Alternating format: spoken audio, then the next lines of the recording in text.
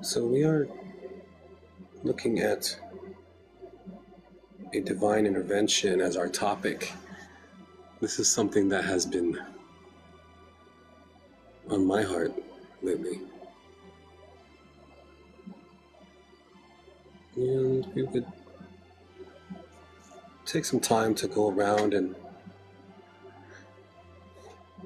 stay basic at first, as far as where our understanding is on it.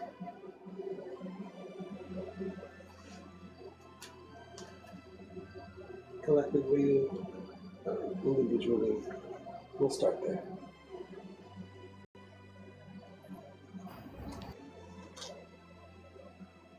That's a brilliant starting point, Mother, honestly. Getting the baseline understanding of what we all see is what the meaning of those two words are. Divine intervention. What is divine intervention really? For me, it is where I know that without the intervention of the divine, something beyond that of the mundane, things would not continue. It is when the divine chooses to make its presence known.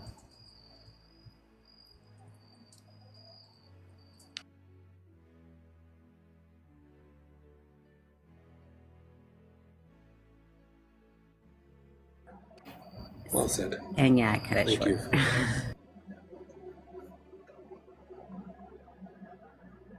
Chris, I know you're out enjoying the sun today. That was wonderful. If you could chime in on your perspective, on your understanding of divine intervention, that would be great. Of course. Yes, I've been out in the sun today, went crystal hunting, so thank you.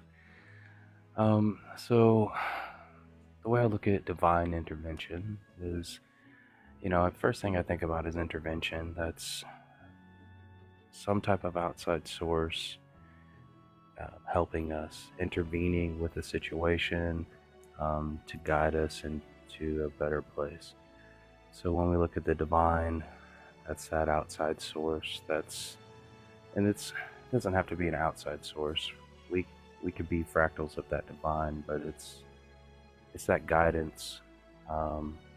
Whether I found it in prayer throughout my life or just acts through other people, acting in their best ways, kind of their higher self, that divine spark. But that's really what I think about when I think about the divine intervention. It's in like basic terms, it's like this high vibrant energy that moves you in amazing ways. So I'll end it at that.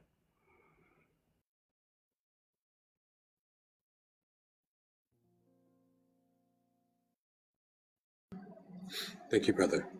Thank you, brother. And energy.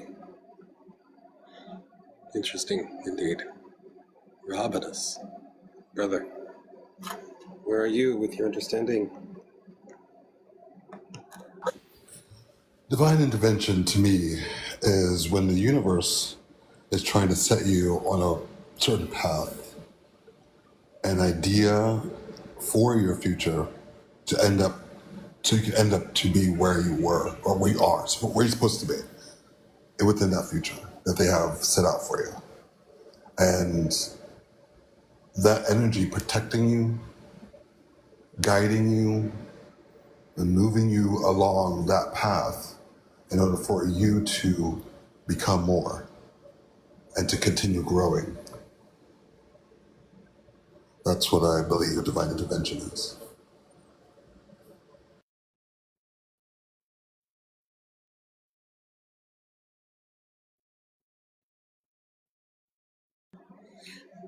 Thank you, Robinus. I like what you did there with your underlying. Vinny, the Oracle, welcome in. Please share with us your understanding.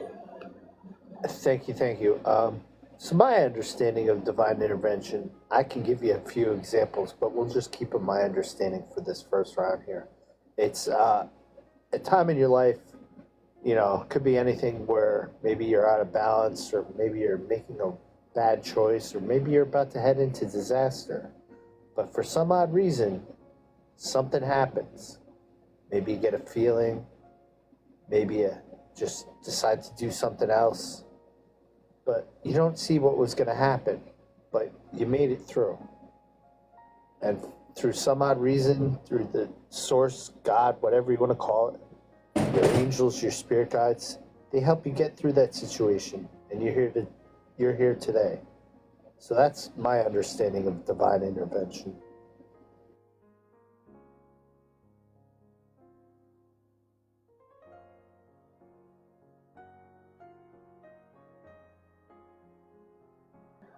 Thank you, Vinny. One moment, I'm having a technical difficulty.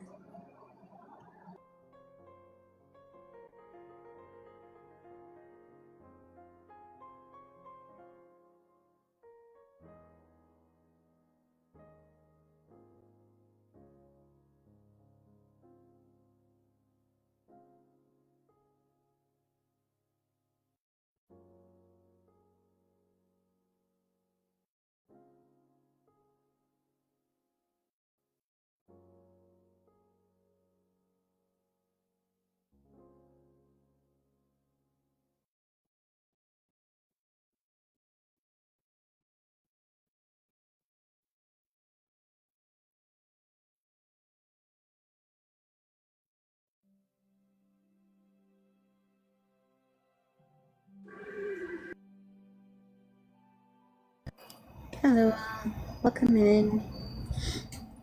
Nice to have you with us. Okay, Beth. I'll send you an invite back. If we get the blinking light fixed, I'll let you know. But I understand completely. Thank you for the love and support.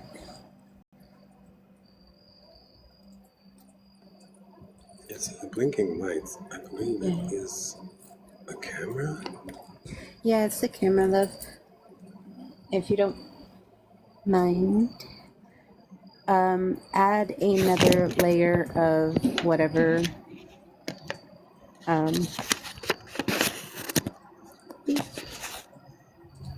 you go.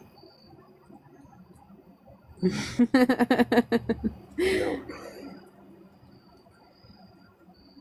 I'm not sure how to get it back to where it was. Oh, the box lineup? Yeah. You can tap the layout option and it'll switch it around through the different layouts to get it back to the one that you want it to go to.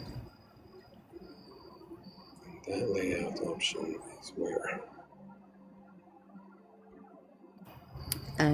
Host settings, second tab, I believe.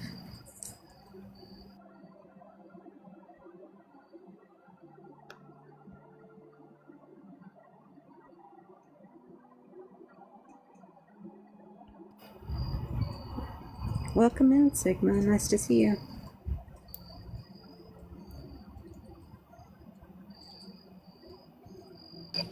Welcome in, Sigma. That you can make it.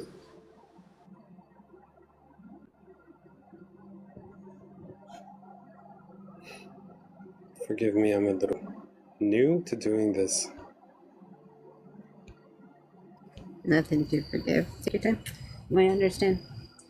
We all start somewhere with the understanding of the settings, and TikTok doesn't really come with an easy to use guide.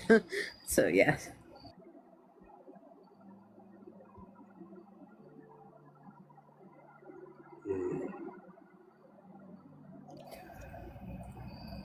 Oh, same, Vinny. When I heard him say divine intervention as like a topic, it just it lit, it sparked.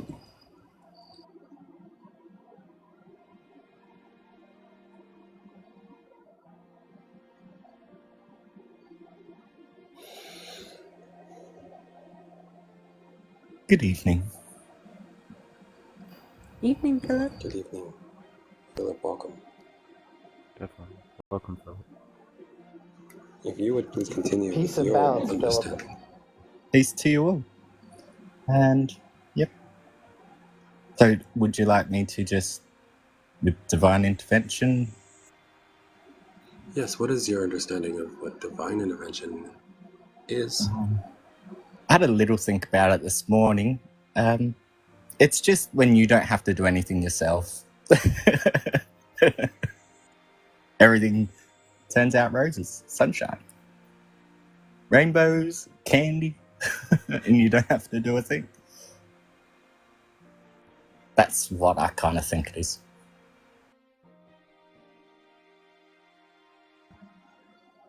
Thank you for that.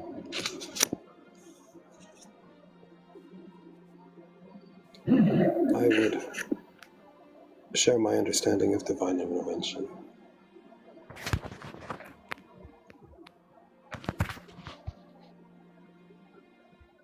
We have all been here, placed in a position. We don't know why. We have no instructions. We just figure it out as we go. And there's a lot of times where we don't know what to do, and time will go by.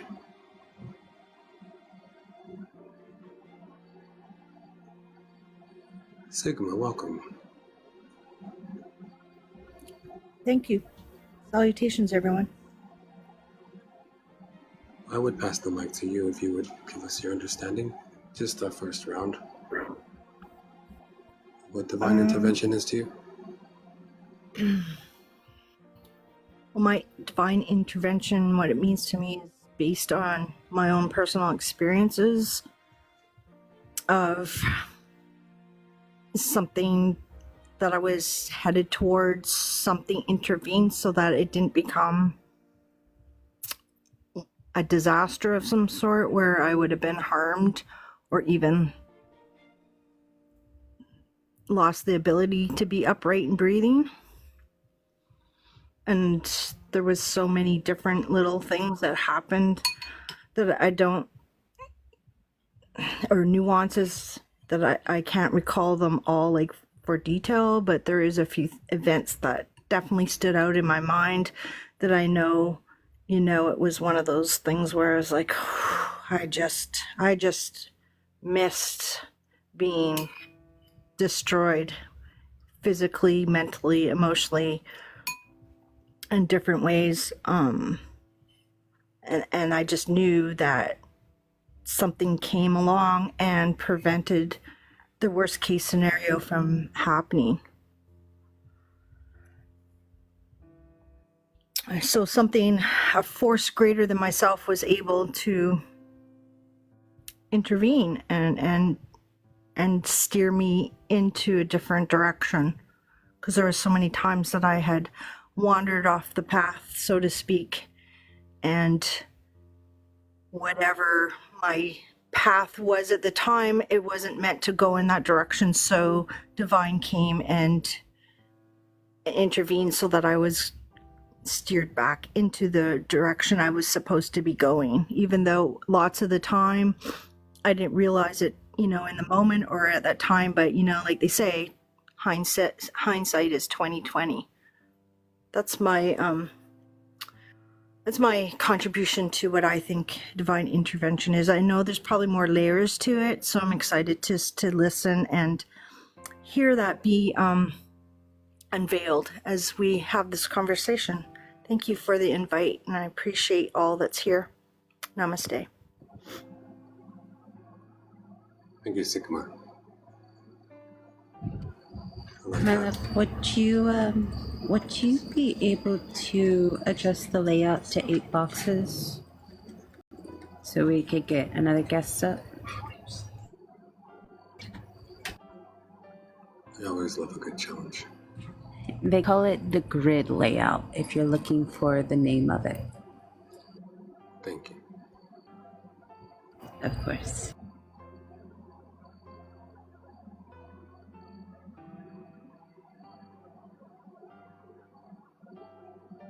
Come on up. Request, please. We would love your company.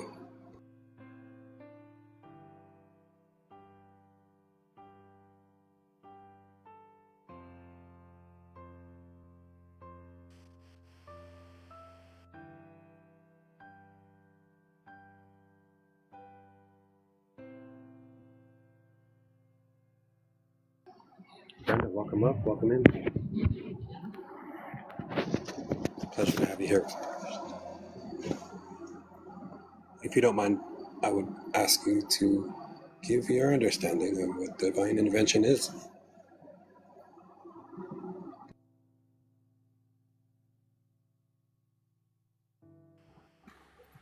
Me? Yes, Brenda, welcome. You have the floor.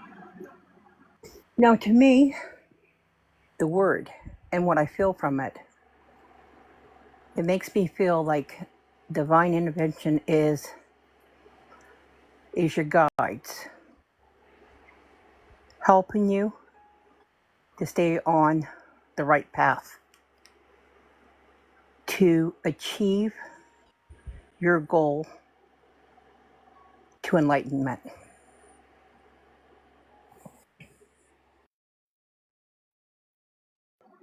Thank you. Appreciate that. Welcome, Andrea, Sophia. You have the floor with your understanding of what divine intervention is.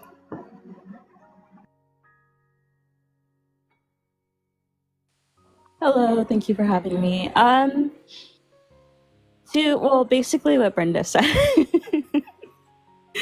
I guess when like your spiritual team, angels, universe, spirit, whatever label you want to put onto it, where they kind of step in, or give you like the push that you need to move forward within your path.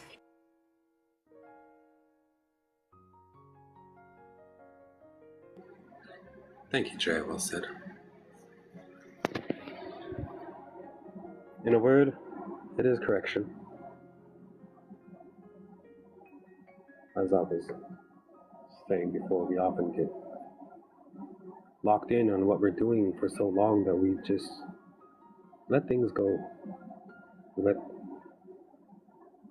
the messages that we have heard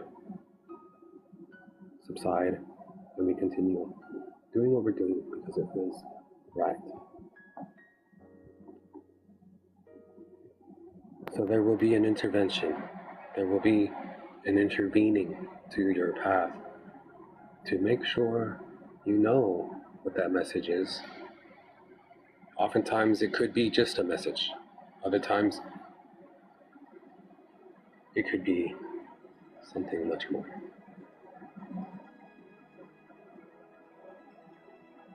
And these divine interventions happen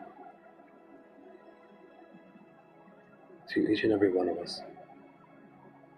Know that it was the divine intervening on our behalf to put you here, in this plane, in this realm, on this path. We are all products of an intervening that we have no understanding of, and we are gaining that understanding. And I only say that we don't have it is because we have not obtained it yet. That's what this enlightenment is.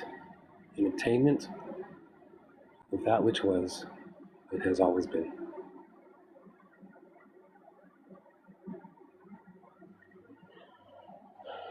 Oftentimes, divine intervention is not welcomed. Oftentimes it's prayed for.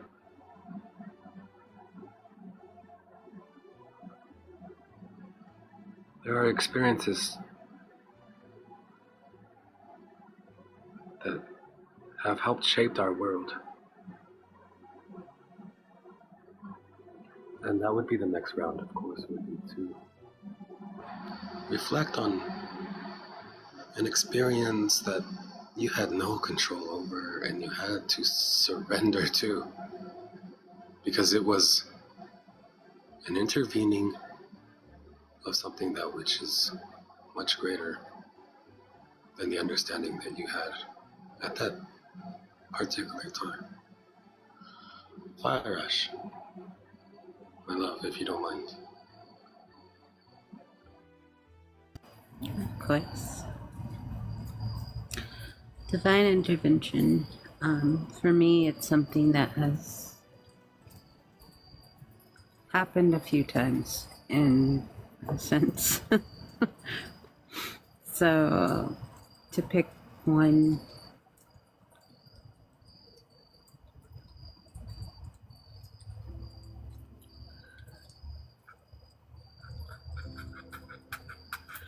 I would think on one of the ones that stands out.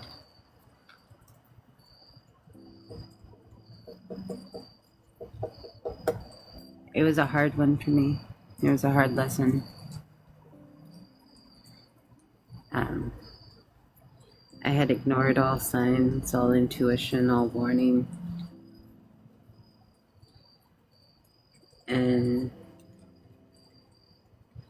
of course, you know, as you would figure.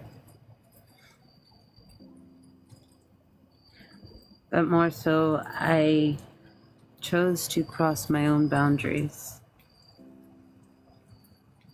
in hopes of being more accepted by others. And in that moment, I went for a trip for the weekend, and it was a long car ride with a friend, full of very enlightening information. And when we got off the exit and stopped at the stops, there's a stop sign and signal set up. There's a Sonic right beside us, and he asked me if I was hungry, if I wanted to get something before going and getting into the room and getting my motel and all that. And I looked over at the Sonic, and the guy I was seeing at the time was there with another person. That was not me. And I started to understand the meaning of divine intervention in that moment. It didn't matter what I wanted to believe. It didn't matter what I avoided. The truth was revealed.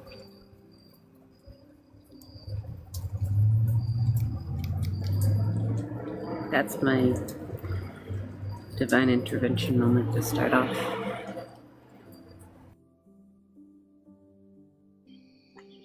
Ah, the truth, yes. Great revealing.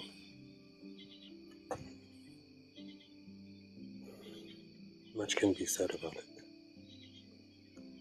Brother Chris, an experience perhaps of your encounter with this divine intervention.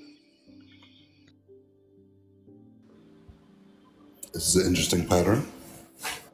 The one that sticks out most to me was when I was younger. Much younger. Robert? Oh, I'm I'm sorry. brother. Oh, I thought you said my name. I apologize. It was Chris.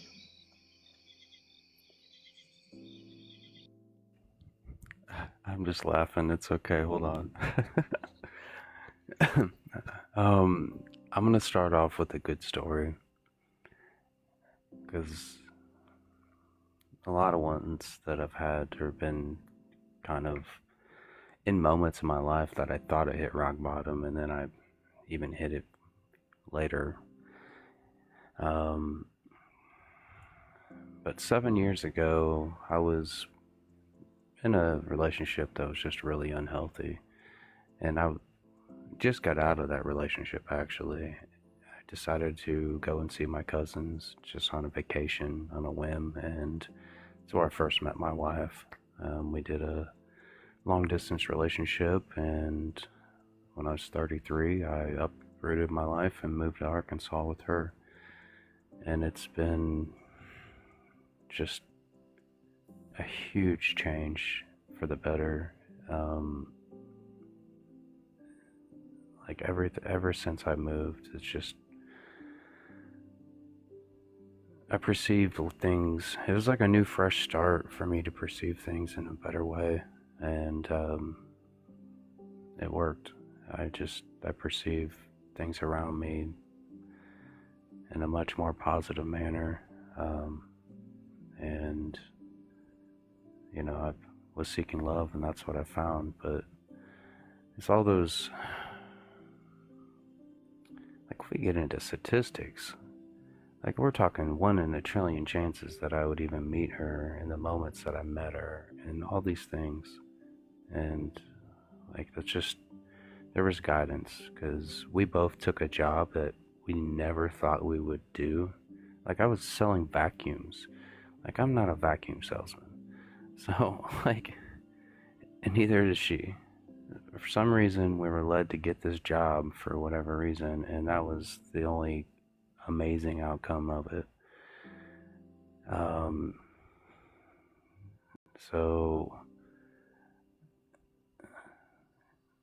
it's led even from there. There's been a lot of things that just a lot of prayers have been answered. And I realized my prayers were answered years and years and years ago. I just always missed the opportunity, and I always noticed it in reflection after it was already over with, and because I would ask for something but just not pay attention afterwards, like it was supposed to just fall in my lap. And it wasn't until I started opening my eyes and having a little bit better awareness that I noticed everything I ever asked for was just laid out for me. Things that I really needed, not a new car, not this and that, like things that really reflected the energy that I was seeking for. So I'm going to just go with that, and maybe next round I'll go into some darker times that the divine really led through other people, and that's why I'm still here. So, thank you. Thank you, Brother Chris. We loved you being here. Robinus, brother, an experience perhaps of your interaction with the divine as an intervention. Thank you, brother. I apologize once again. Skipping turns. I could have sworn. Don't apologize. Stop apologizing. Why are you apologizing? Oh my god. It's funny. It's all. Okay. It's hilarious. It was hilarious. I laughed. Chris was laughing. We were both laughing. We were all laughing, okay? Even Philip. See, Philip's. All right, I'll be quiet. I'm glad I can put smiles on people's faces. The first one that sticks out is pretty much the picture that I have up. I know everyone was talking about their actual existences, but this one here, it screams at me every time I think about it.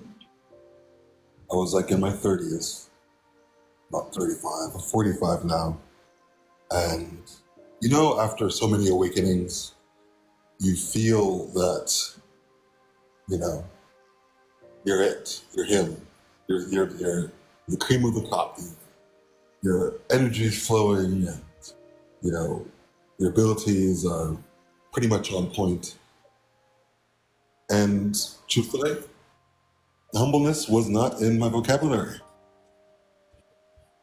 And I was doing, I can't say this now, I was doing a little bit of let's say, snow also, which also didn't help. Then I had a vision of that being there. Same coloration, just jet black with these gold lines all the way around them. And he came to me as Ra. And he was about 200 feet tall. And I'm like, oh, look at that, that's so awesome. Let me go meet him. So what I did as a normal human was to create an avatar in the spirit world to match his height so I could talk to him face to face. He's not like that. He looked at me up and down, and forced me back into my body. Literally crumpled me up like a piece of paper and forced me back. I was like scared. I was humiliated, humbled, actually, very humble. And it made me think, maybe you're not as strong as you think you are, even. There are things out there, beings out there that can topple the world. Don't get so full of yourself. Use some humility. Take that lesson inside of you and grow with it. And ever since then, I have. And of course, that started a chain reaction of the things I was doing in my life, the way I was treating people, and the evolution of my being since then. Next time I'll talk about actual human experiences.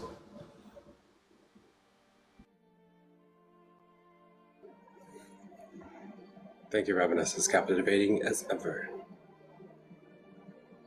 Raw. Interesting. Vinny, the Oracle. Welcome once again. If you would share with us an experience you had with an intervention of the divine sorts. Okay, yeah. So this experience I had was a personal experience. It happened to me about 24 years ago. At the time, I was still young and, I was asleep and lost in the sauce, as it were. Like everybody, just trying to find my way. And I was walking around unbalanced and damaged, definitely emotionally damaged. I was making good choices. But so it was a morning. I was supposed to go out with my friend to go ride dirt bikes that day. We were a couple people were all gonna go out and have a nice day. Well, the day before, I made bad choices and stayed up late and partied and did some substances that I probably shouldn't have. And my first sign that I overlooked that I shouldn't have been there was when I forgot to set my alarm and my friend called me and woke me up. That was my first sign of the universe yelling at me. Then, because I was who I was a people pleaser, my friend called me up and I couldn't tell him that I was too tired to go. So I just, rather than listen to my inner voice saying you should just rest, I ended up going. I remember getting there, and I remember getting on the dirt bike, and I remember riding down the road, and that's it. Because I don't know what happened. No one was really with me. They all kind of sped off ahead, and I was trying to follow them. And at some point, I wrecked the dirt bike, and I had a compound fracture on my left arm. So the bone popped out of my arm and severed an artery, and I was bleeding out on the side of the road. My friends said when they didn't hear from me, they went back to find me, and they found me passed out on the side of the road. They called the ambulance. I remember getting on the dirt bike. Next thing I know, it's this would happen on a Sunday. Next thing I know, it's Monday night, and it gets kind of foggy after that because they had me in some crazy pain. pills, so I don't remember exactly most of my hospital stay, but I was there for a whole week. But had I listened to my intuition or my higher self, I could have avoided that, because that accident really screwed me up for years. I had a lot of pain because of that. I got a metal rod in my arm because of that, and it was just a bad time. But I was out of control, and the universe needed to step in and make sure I'm here. Because if it hadn't, I would have died on the side of that road, and I wouldn't be here to tell that story. So that's my experience with divine intervention.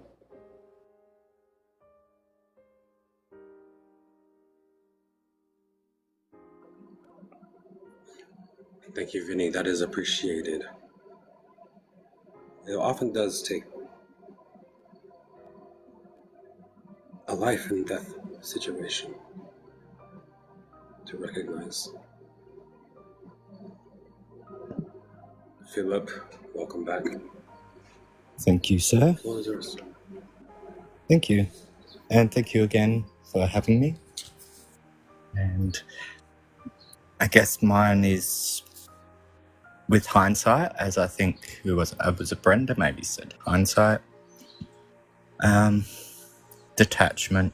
I had a house fire when I just moved out of home, so I was about 15, and lost everything, and that kind of taught me to, not be so attached to just stuff, because it's just stuff. And I guess that's helped me with detachment, which is one of those valuable tools in life. That's all. Thank you.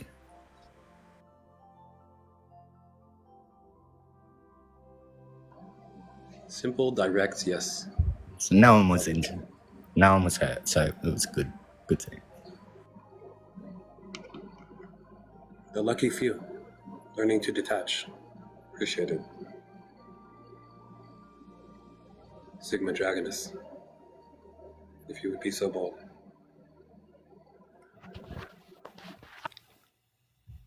So one of the experiences that sticks out most in my mind is I was 20.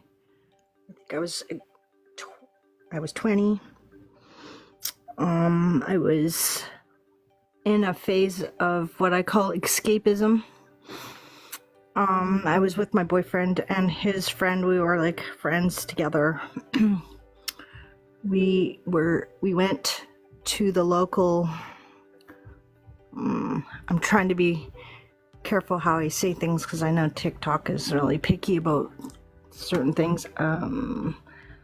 We were going to engage in liquid substances, so we were going to the store to do so, to grab what we needed, and we hadn't consumed anything at this point. We were all of sound mind and body. And I was, my friend who drove us down there, his vehicle, he had a little Honda Civic, like from 1972. It was a little 2-door box, basically. And I was sitting in the back, and my boyfriend and him had went into the store, got our stuff for the evening. And as they were approaching the car, they noticed something, and so when they came into the car, they said, where did Sharon go? And that's another mutual friend of ours. And I'm like, and she had, I said, what are you talking about? She never came with us. It was just us three. And they're like, no, we swear we seen her sitting beside you in the back. I'm like, no, she lives in a totally different location than we are, and she's probably at work. No, she's not with us. Because they described the person sitting beside me, this same mutual friend, Sharon, she had red hair. And that's why they thought she was in the back seat. So she's very distinct in her physical features. So we had to drive up this long hill to get to where I was living. My boyfriend and I were living at the time. And in the front, you have your harness type seat belts. One goes across the front and then one comes over your shoulder. In this style of vehicle, and especially because of the year it still just had a lap belt. Now, I could not, as he was driving away, I kept telling him I can't get the seat belt to unlock so I can, put it across my lap, because that's all it was, is a lap belt in the back. And I was struggling to get that thing to unlock or release so that I could, plug it into the receiving end of it so that I could be belted in. But somewhere along the drive, everything went black. So the next thing I know, I'm in a hospital, and about 2 weeks later pass or so, and we go down to retrieve some of the items and look at the vehicle.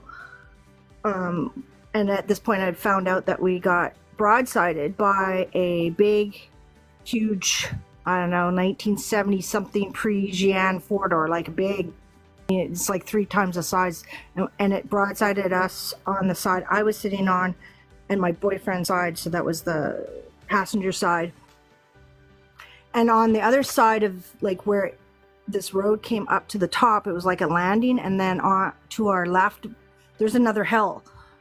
So we almost rolled down the hill, but we didn't. And I looked at this car and seen how much damage there was, and I was told by the doctor who had attended me, said that if I would have had the seatbelt on, I probably would have perished because of the internal organs damage I would have received from the impact of not having a shoulder type seatbelt, just the lap belt. So definitely there was some divine intervention that happened that day, because I wouldn't be here telling you this story at all. Yeah, and that when I seen the car, it gave me chills to see the impact, and that any of us actually walked out of that accident. So I think the divine intervention was for all 3 of us at the same time, and whatever that energy force was, it appeared in a way that wouldn't, in a way that was familiar to the 2 people who witnessed what was sitting beside me. I had no, I couldn't see or feel anything sitting beside me, but obviously there was something there. So that was, it still unnerves me when I think about it sometimes, because I wouldn't be here today. Thank you for giving me the space to express that. I appreciate it. I wish you all the best. Thank you, Sister Sigma Dragoness. That was wonderful.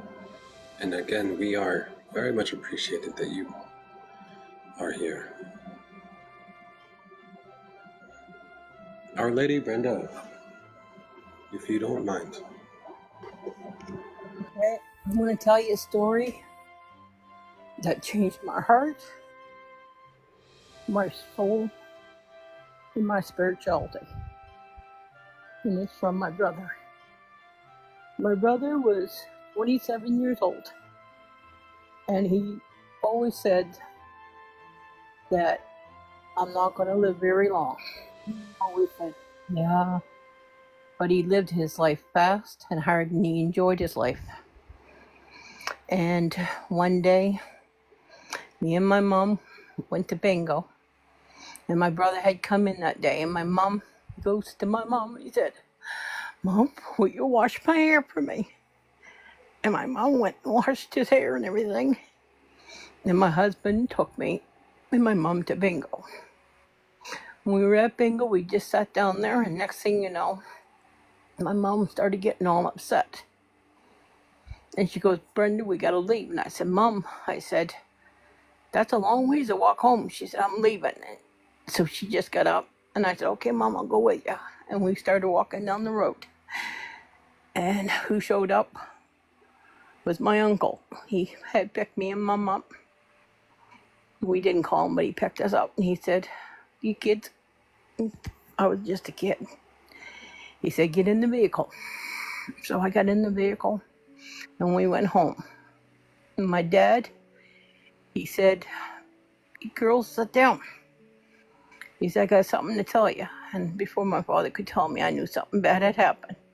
He said, Brenda, your brother's been in an accident. You want to go down? And I said, no, Dad, I don't want to go down. And Mom goes, I'm going. I didn't want to go down because I pray to God. I was in my bedroom, I prayed to God.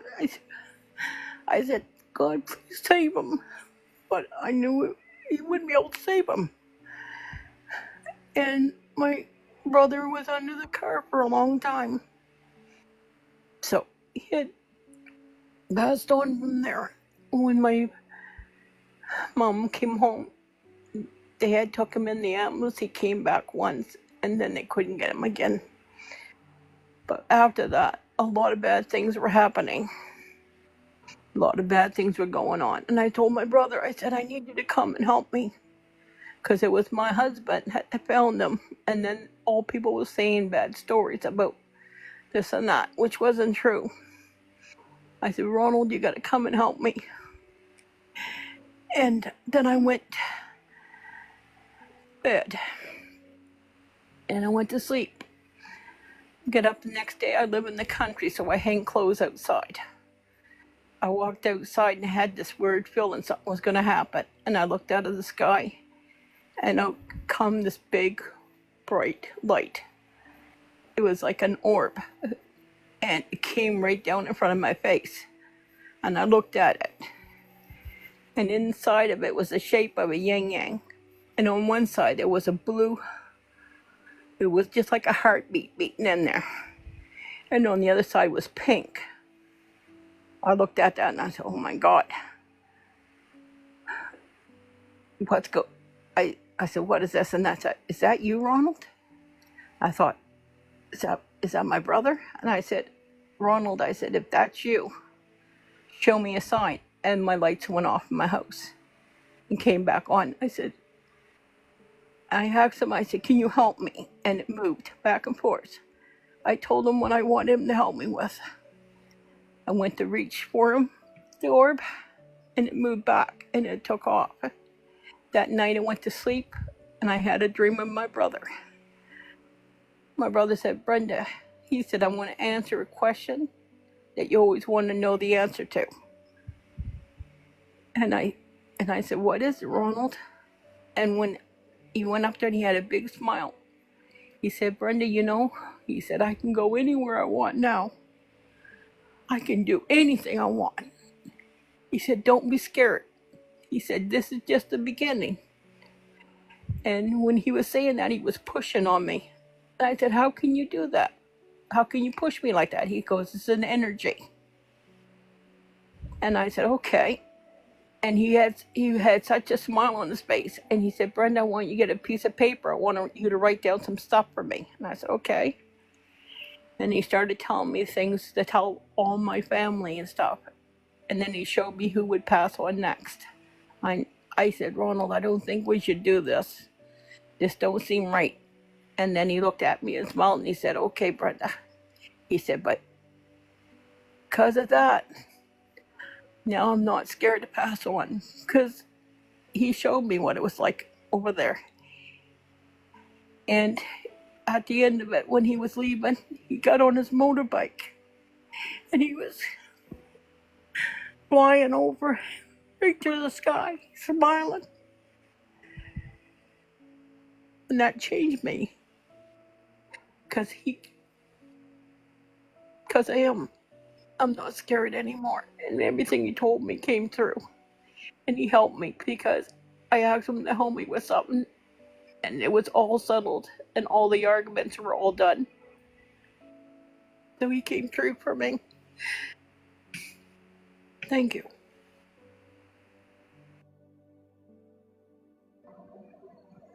It is with a heavy heart that I thank you for sharing, Brenda. That is a beautiful share, beautiful story. All the ingredients were there, weren't they? our family, our direct family, they do hold much space in our hearts every day. Thank you, Brenda. Miss Drea, Sophia, welcome back. Would you take us?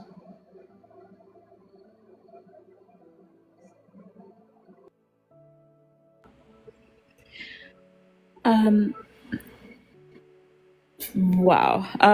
Your guys' stories are amazing, and I like the whole time I've just been I can't even speak. I've just been getting chills. It's so deep and just wow, amazing. So my story that I wanted to start with was nothing in comparison to that, to any of your guys' story, but I guess I just wanted to share something that happened actually pretty recently, less than a week ago.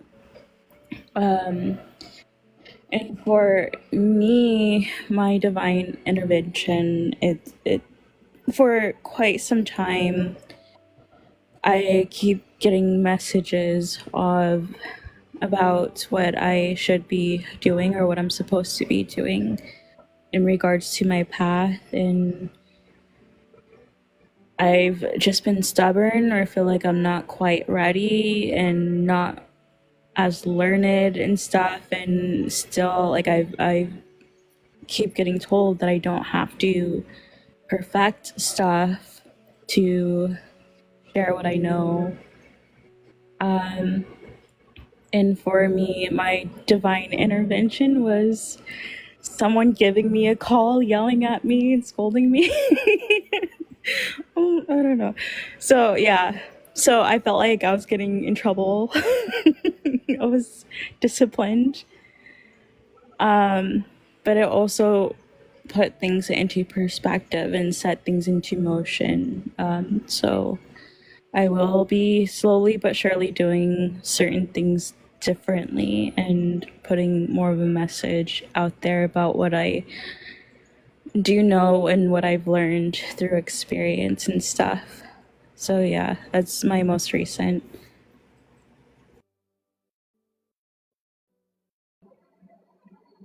Thank you, Drea. Appreciate you. And it is important to recognize that it is still happening.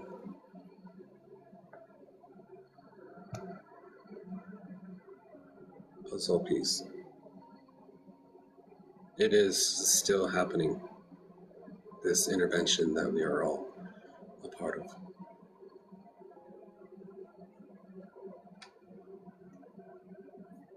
We are still here, and we are not afraid.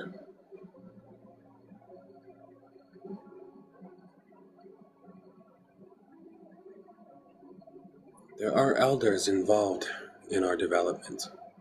We have come to be aware of what we thought we knew as that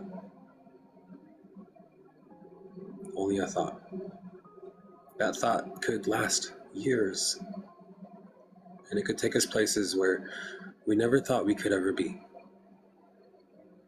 In fact, we even think of things as impossible.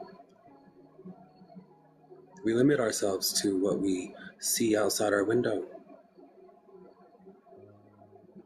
Although we know that there is a grander plan, there is a grander way. So let's expand on what we have, on who we have become.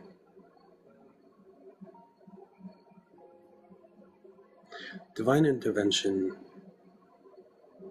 happens all around this planet, to everyone, in many ways.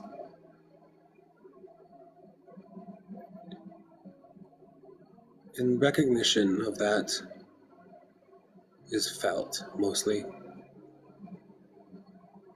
Not necessarily seen, but felt. For if you are as I am. I do not depend on outside information from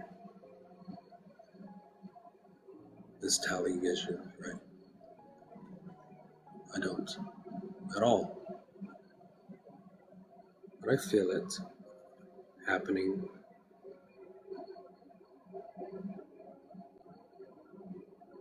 These experiences that we hold dear to our heart, they changed us, haven't they? They have rudimentally made us believe or accept another truth that we only have begun to understand. That we are not alone. That there is a way.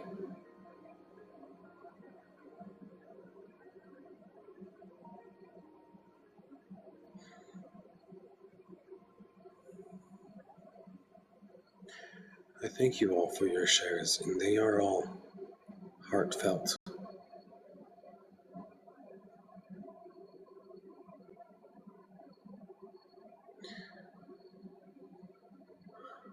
I would pass along,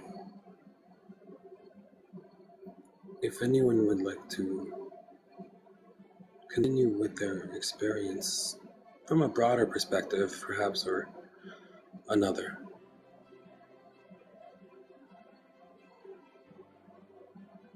Farash, my love, if you'd be so kind. Yeah, I love to. Thank you. Oh my gosh. So I'm gonna go out a little bit here. As you said, expand, which is, well, one of my favorite things to do. I was thinking back, I've already got like other divine intervention stories, obviously. And I was thinking back to one where I did exactly that. In the end, ultimately, I expanded beyond what I was trying to do. I had connected with this soul family group on TikTok years ago. It's been, and you all might see him from time to time pop in. Ben Hendricks, Kyle, but either way, point is that we were actively practicing together in a group, going to the Akashic Records, and it was myself and two others up in this sitting that this happened in. Anyway, point is that I've been to the Akashic many times of my own fruition and control, well versed in how to get there and the doors to use and the halls to turn down. Point is that I didn't think I was ready to go where I went. I didn't think that I would ever see what I've seen. And when I experienced it, I knew that no matter what this world evolved into, it would never shadow or underscore the true grace and awe of the divinity that I was experiencing. I was taken as I watched my other two comrades in this excursion into the Akashic go into the Akashic. I couldn't stop my ascension. There were no brakes, there was no controls. Everything that I knew to do was invalid. I was continuing through the dimensions. There was no stopping without breaking the trance, the meditation. There was no stopping that. And I knew that it was an energy far greater than my own that was in control, and that all I could do was surrender to it and experience it.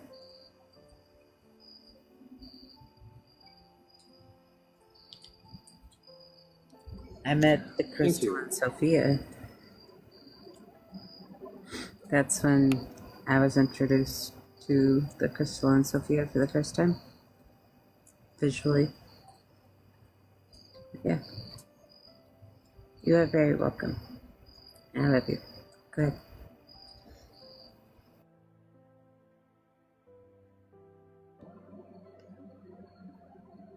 That was a great description on how you made it there. I would ask you, is there a feeling involved? Did it feel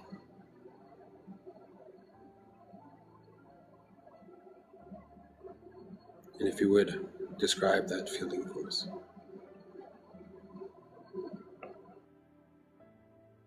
If you would be so kind as to ask that again. I had a notification. Unfortunately, I forgot to hit the do not disturb, and the sound drowned out your question.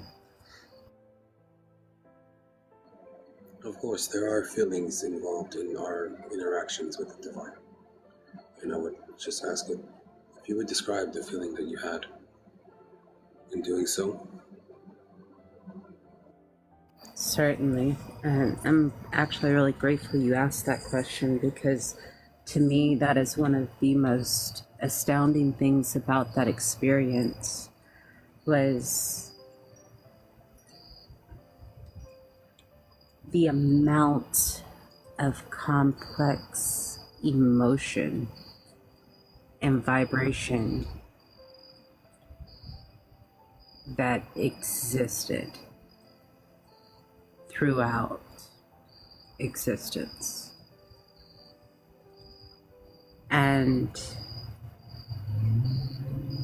as I went through that ascension, I literally felt the experience of the higher self version of me in that vibrational reality as I passed through it. Therefore, I felt what Jubilee actually feels like in the sixth dimension. I felt what true rapture feels like, passing from the seventh to the eighth. I felt the acceptance of omnipotence. Okay? Omnipresence. The acceptance of the omni.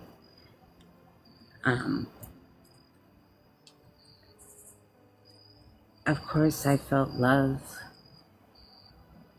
But the vibrancy of love, okay, the vibration of love, it changes to that of what is unconditional love, divine love.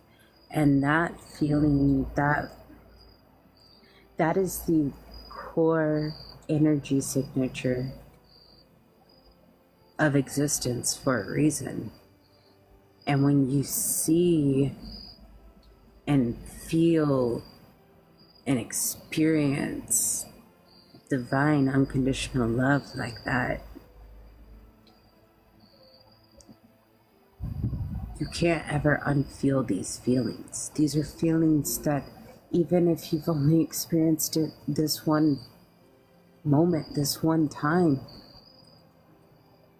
the echo of it will never cease.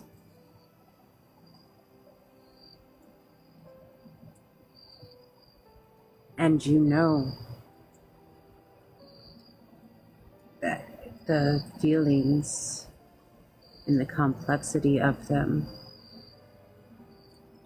and you understand how much more acceptance is actually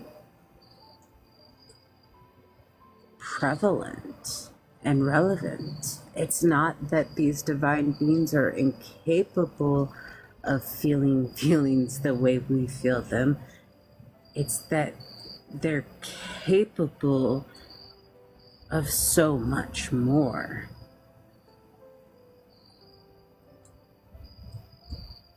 And they accept on a level that,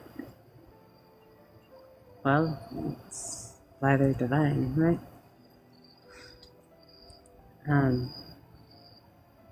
But I realized as I'm going through all of these feelings that they're staying together and they're building up as I climb, as I go through, and I'm feeling all of these feelings together until it hits that moment of grace in the presence of the true divine.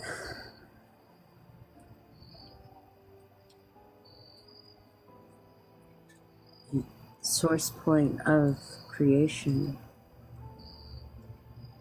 feeling the grace of being in their presence, and knowing that the only reason you are even able to exist is because the being that is gracing you with their presence. The feeling of that is truly a divine energy that sustains me through my existence to this moment, to this day.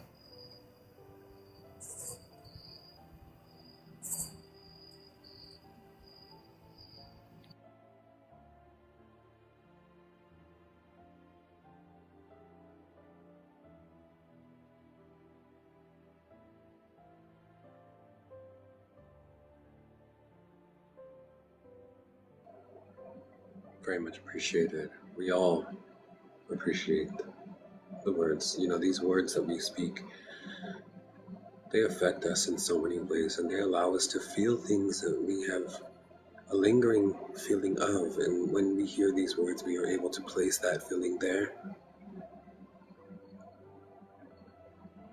and receive it as an activation of sorts to become more aware.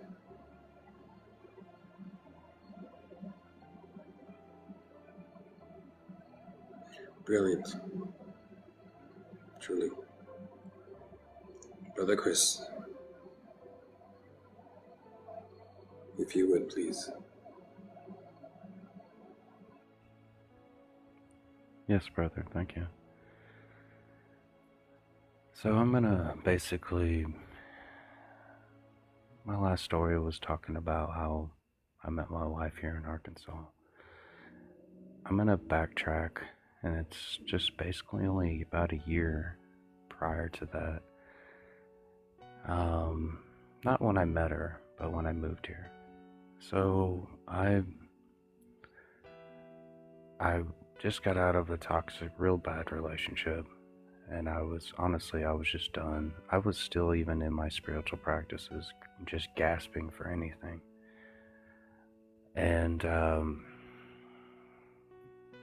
like I said, I was done. I went to It was a cliff that I used to meditate at. It looks over a really nice valley, but it's 60, 70 foot up. And I carved my name and date in the tree, and that was it. I was literally on my knees praying right at the edge of the cliff, just asking the universe to give me a sign, something, because I just don't think I can keep going.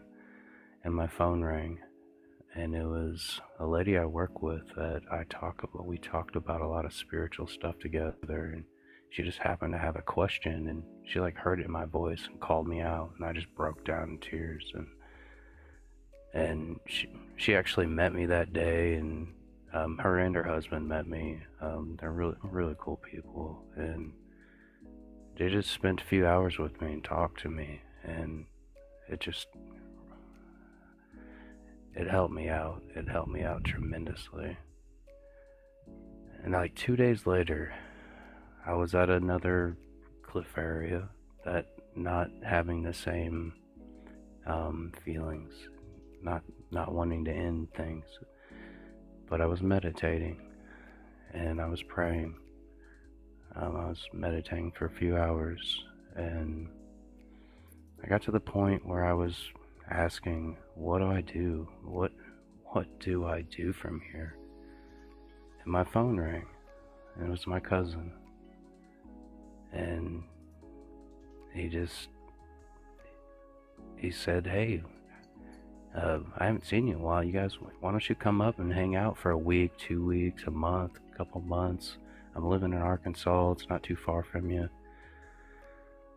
And my boss, who was a really good friend of mine, I had about a month worth of vacation time, and he had already told me that I could, prior to this situation, because he knew what was going on, he told me I could take it all at once.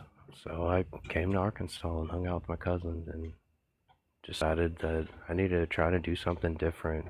That's when I looked for this crappy job selling vacuums and met Jacqueline, and I had to go back to Missouri for a little bit, so we did things long distance before I could move here. But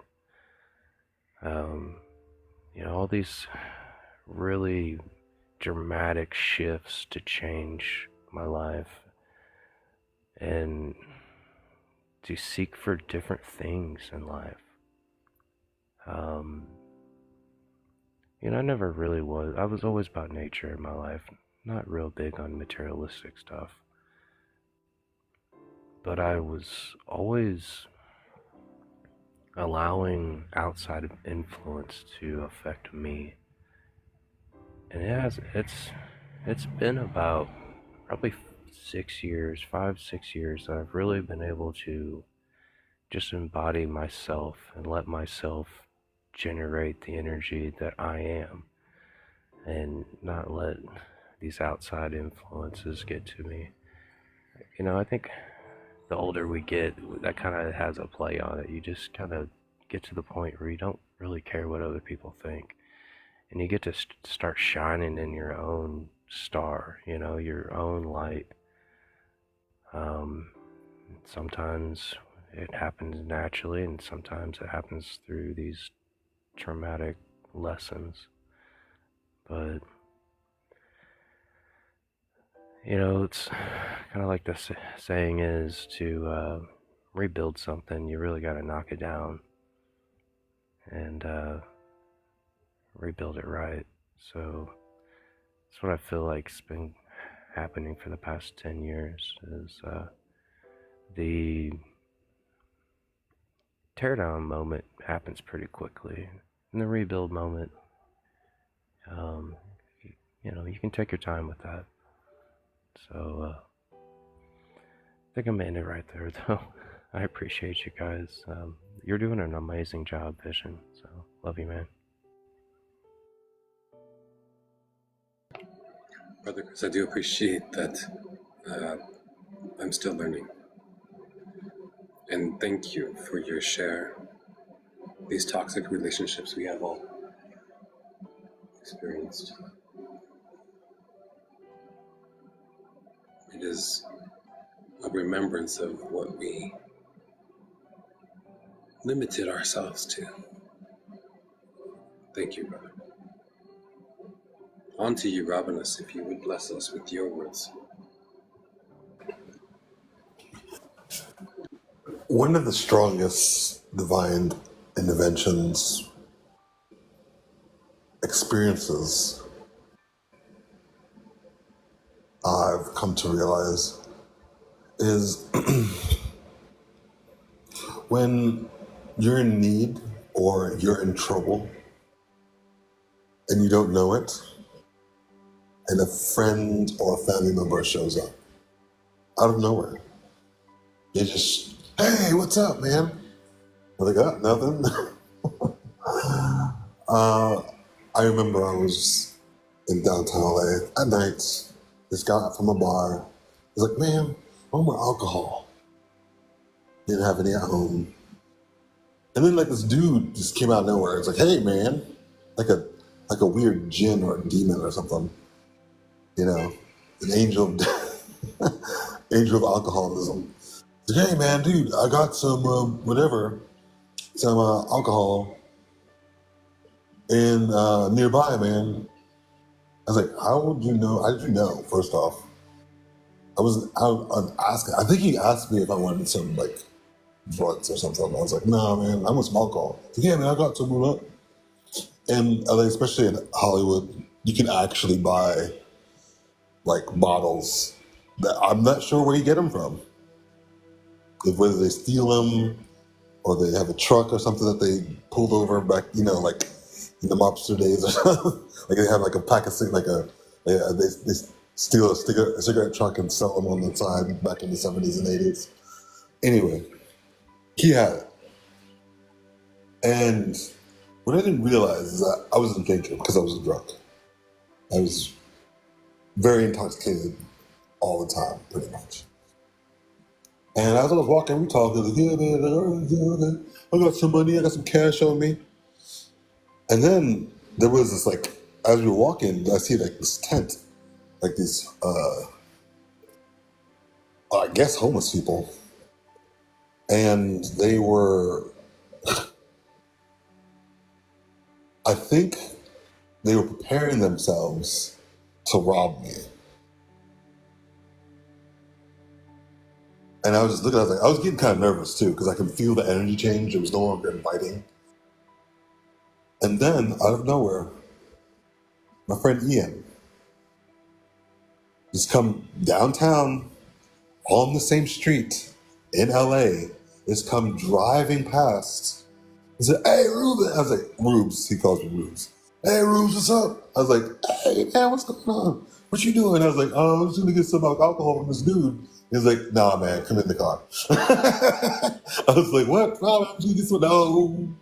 Get in the car. Get in the car. And I got in the car. And we had an awesome night afterwards. I'm not going to go into detail. But that was as if my spirit guides, my angels, my ancestors, like, this dude, he is from New York. He knows better. It's like, go help him. Go help your friend. As if he was looking for me. I don't know how that could happen. In a downtown area, on the same street, while I'm outside walking, he happens to drive by because I was about to get robbed. Do you believe that? It's insane. That was divine intervention for me, and that was the start. Also, started the beginning journey of slowing down and ultimately not really drinking anymore. Thank you. Thank you, Rob. Yes, divine intervention could be an example of someone that we don't want to be.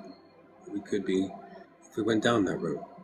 It'll show us glimpses of possibilities, in a sense.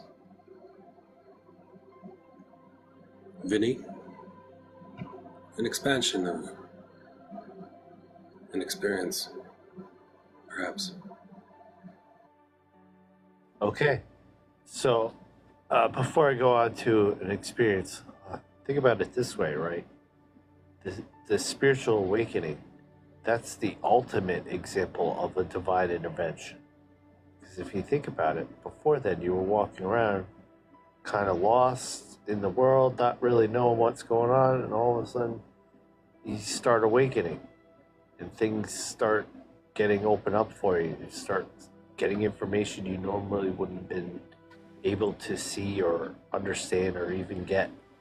So that to me is the ultimate divine intervention, is you awakening and being here. So, but my experience goes back, it's about a little bit more than a year ago. I was really struggling on my journey. I mean, I was all by myself, or what I felt like all by myself. And, I kept on getting messages. You're going to find your spiritual family. You're going to find your spiritual family. Everything's going to make sense when this happens. And I was struggling with that because I was all by myself. My life really wasn't going the way it was, why I wanted it to. I was really struggling. And part of the thing for me, and this is how divine intervention helped me conquer this thing I've been struggling with my whole life. I've always dealt with suicidal depression my whole life. It's always been an undertone in my life, and it's always been something in the back of my head. So at this point in my life, it was one day, everything was just too much, and I just thought I couldn't fix my life. There was no way out, so I just wanted to give up. I wanted to quit. I was like, it was like playing a video game that you put a lot of time into, and then you realize that, you did something crazy. Now there's not fixing it, so you'll just, rather than fix the game, you'll just start over from a fresh start, knowing that there's a lot of work, but, hey, it's only a game, right? So I tried to, take myself out of the game. And I remember passing out, and I remember waking up on the floor. And when I woke up on the floor, I remember coming to consciousness, arguing with someone. So at the time, it was a wild experience. And after that, waking up on that really put in perspective, like, what I needed to do. And, that life wasn't as bad as I thought. And that was my aha moment. And after that, the cycle came back around, because like a month later, the car I was driving to make money with broke down and wasn't able to be fixed. So that was life testing me again to see if I would break, or would I just, figure out a way to just go on without it. And that's what I did. Instead of asking life what I wanted, I started telling life what I wanted to do. And the universe, source, God started answering me and started giving me what I wanted. The car broke down, and the next day I said, you know what, I'm going to go out and get a job. And sure as shit, that day I got a job. And I've been at that job now for over a year now. So, and it helped me battle that suicidal depression, because now, even when those feelings come up a little bit, I know that I can send them back, and I know that it's not, something I need to dwell on or whatever. So that's how divine intervention kind of helped me grow and, become the person I am today. Thank you, Vinny. Robinus, go ahead. I have a statement. You guys not realize, but you guys see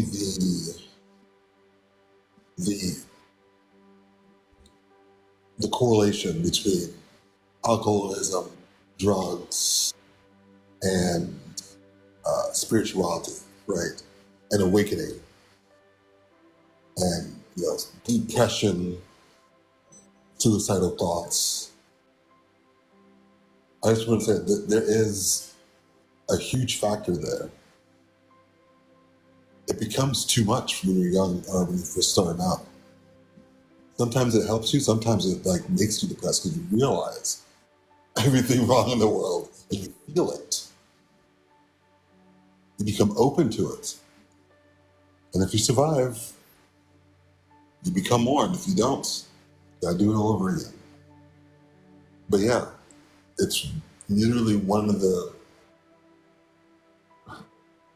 steps, I believe, of some people get to skip it, some people don't ever fall down that rabbit hole, but most everyone I know does. That's all. Thank you. Thank you for that, Ravenous. Back to Vinny, I wanted to thank you for expressing your view on your awakening and how you came across realizing how divine you truly are.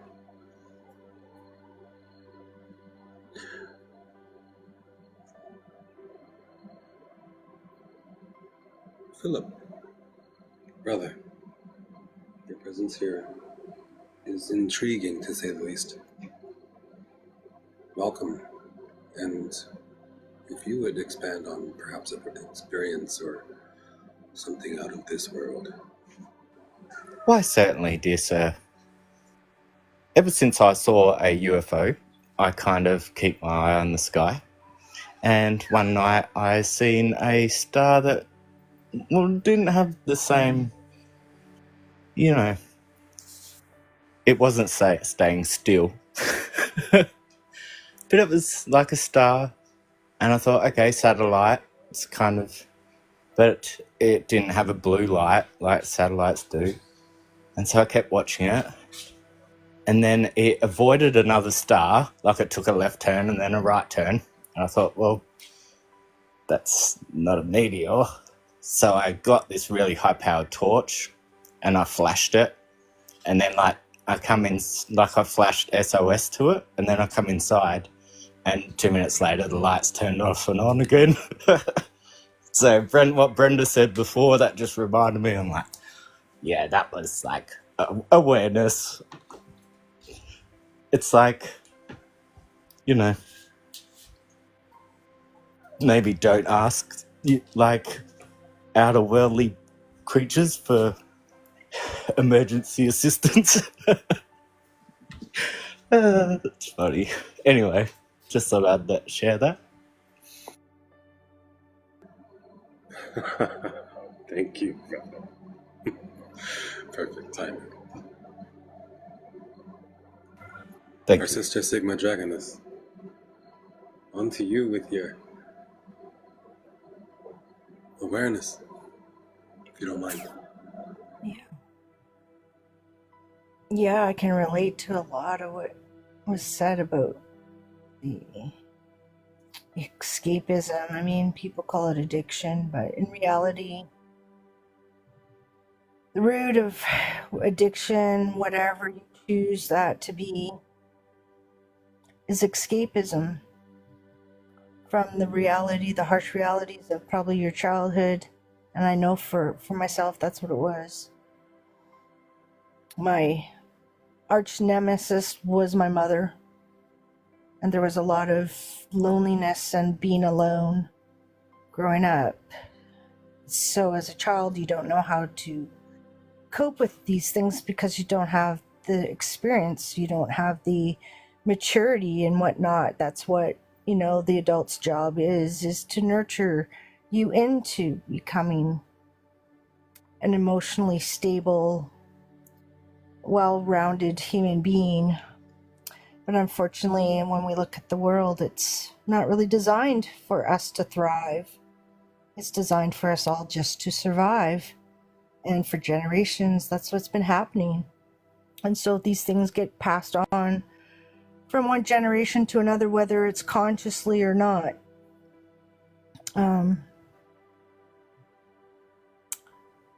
So I played the escapism thing for like 23 years. I started when I was 13. But I remember this pivotal time when I had enough and I couldn't continue the facade. because it felt totally incongruent with my soul, basically, because I knew there was more to me than what, you know, is projected to me from society and other people around me. At some level, I just knew intuitively. And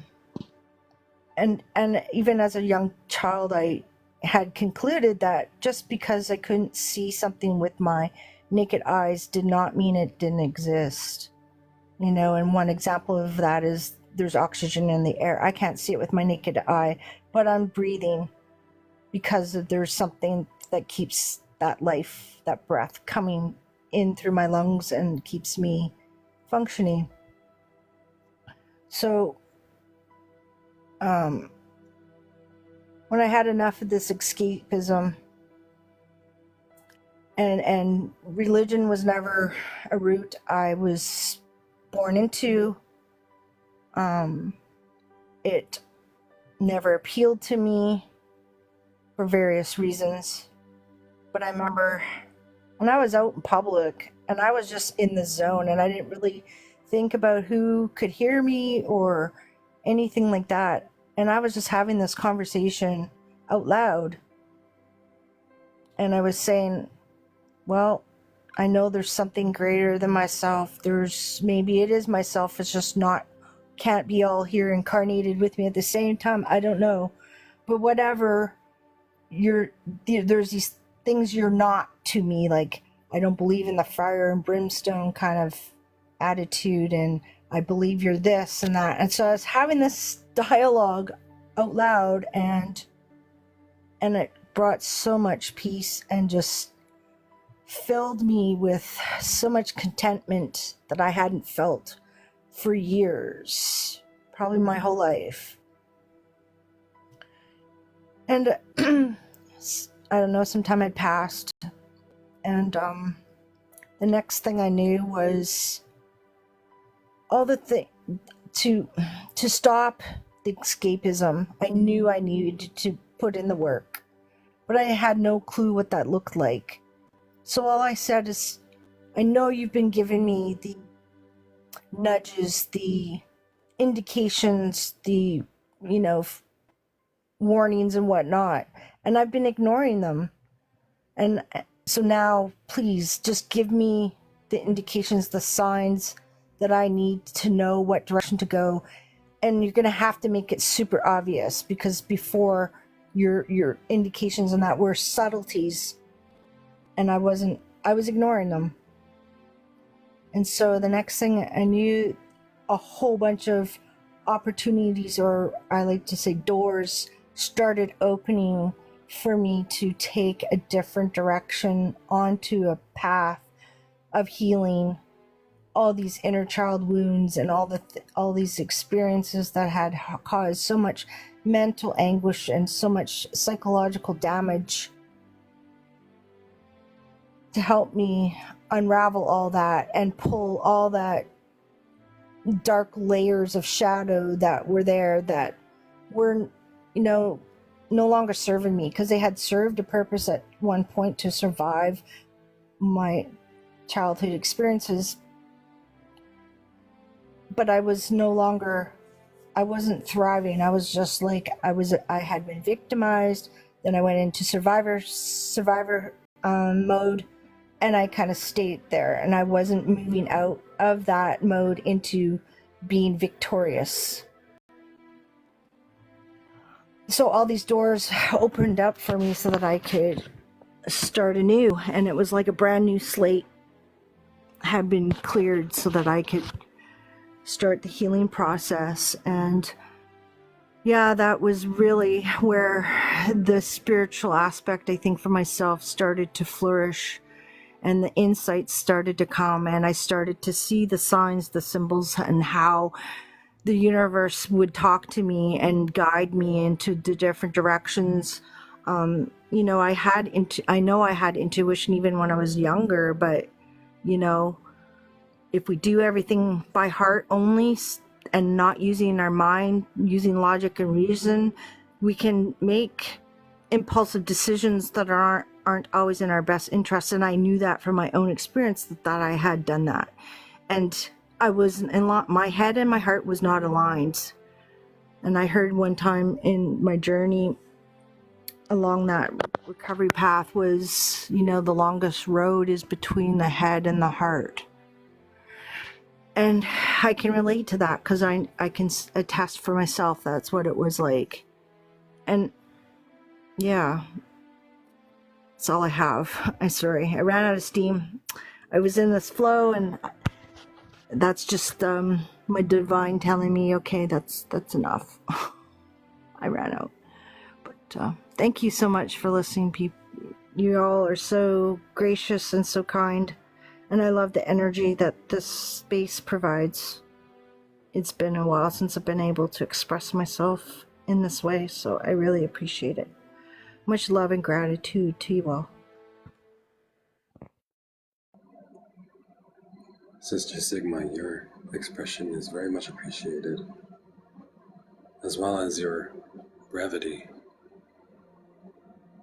the courage that it takes to look at ourselves,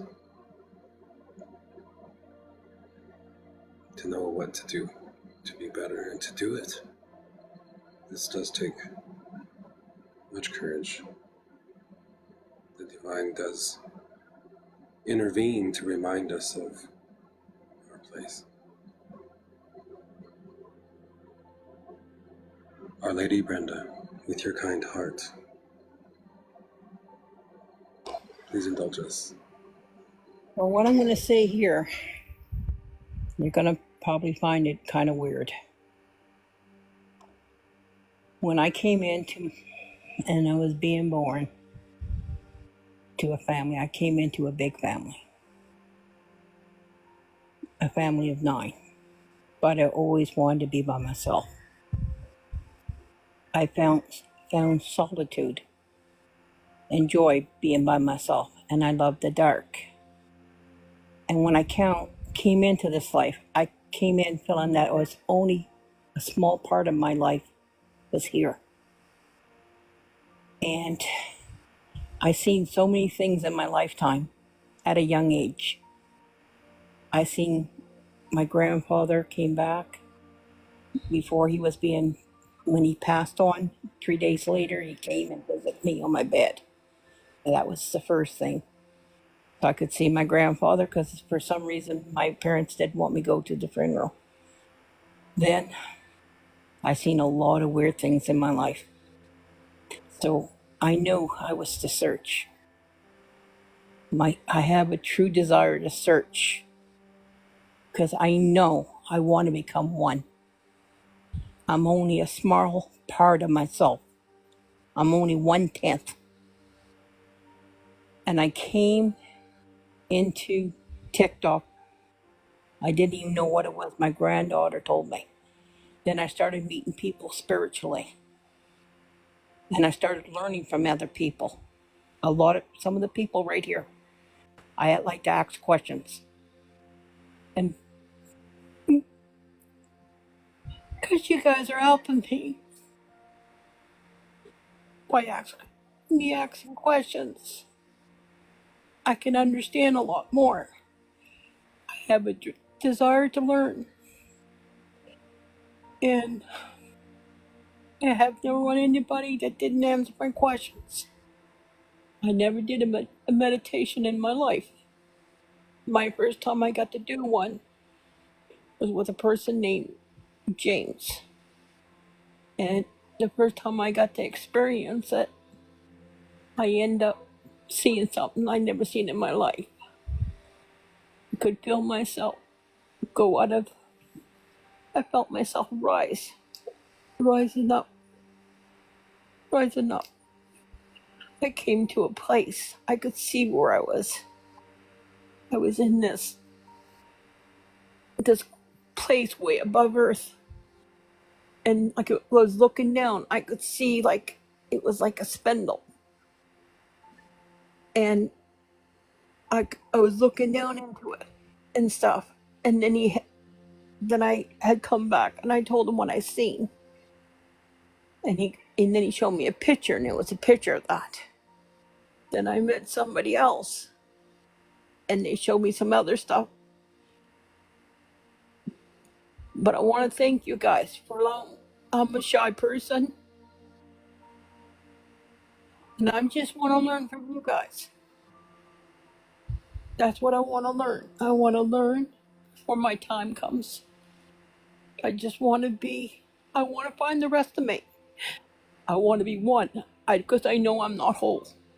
I want to be one, so that when my time comes, I don't have to come back. I want to be able to make my choice to go forward and go into that spiral and go back home.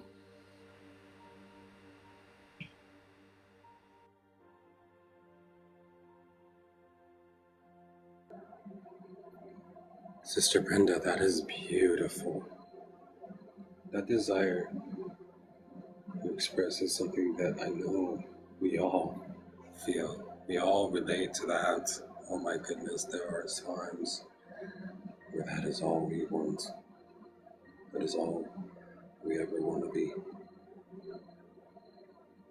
I would encourage you, yes, to continue to ask. Seek clarity, decipher the codes. You know, we are here all together to do the same thing.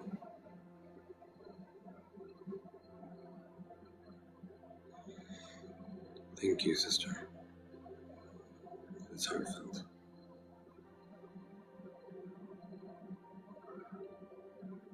Miss Drea, thank you.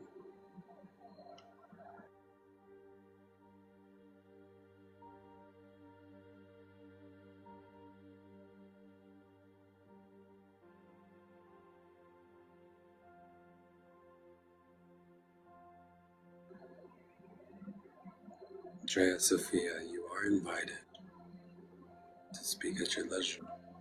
Perhaps expand on a divine intervention that you may have experienced or even seen.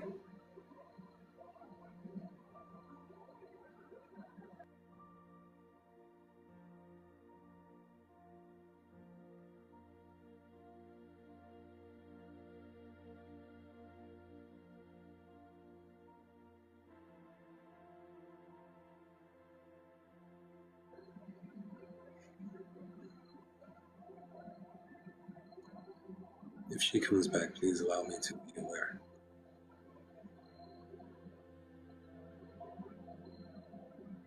We've all come so very far in our understanding of the divine. Know that this is only one. There is no false divine.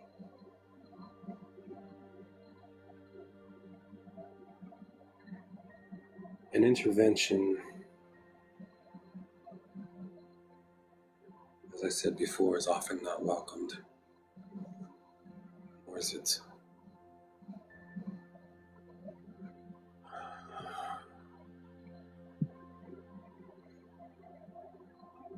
expected?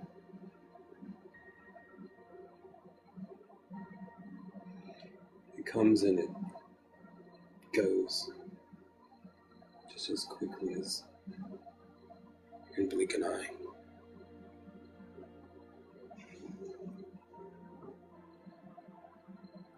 There are different forms of an intervention that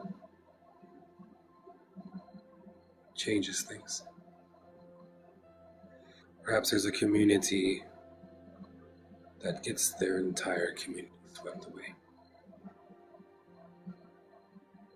Within 40 minutes, lives are eradicated and spread so far apart.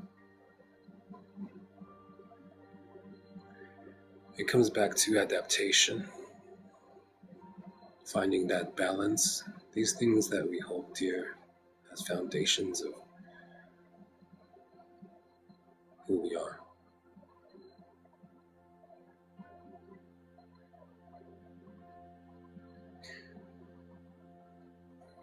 time has come to have our final message or thought that we could encourage or even celebrate as we face another week. There are many changes happening, and if anyone is not paying attention, pay attention. Oh my, these are exciting times to be alive. Smile, going forward, one step at a time. Be fearless, be bold.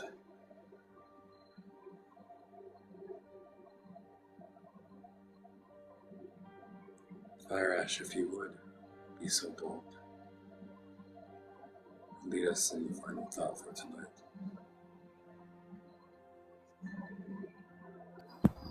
Holy Smith.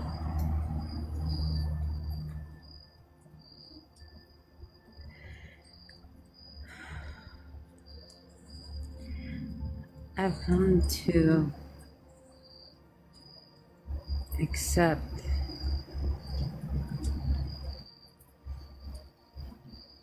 that there's a lot that is going to happen, that has happened, that is happening, that is completely unexpected. And that is part of the beauty of the divine.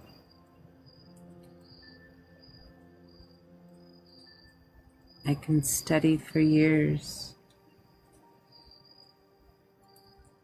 read, practice,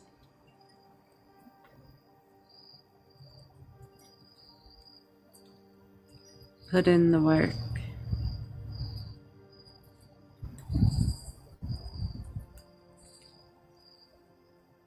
and the divine, in a few single moments,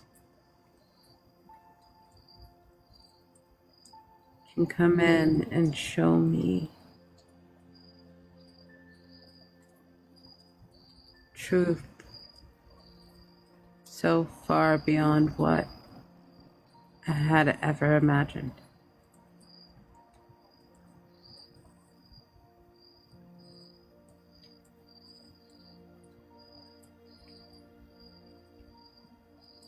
And the beauty of it is it doesn't flinch. When the divine interferes, it does so with precision. It does so with certainty. It does so that you know without question that it has.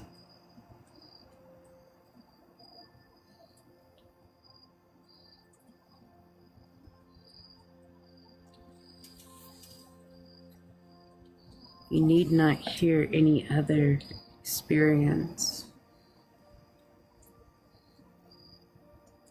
for in that experience, you recognize it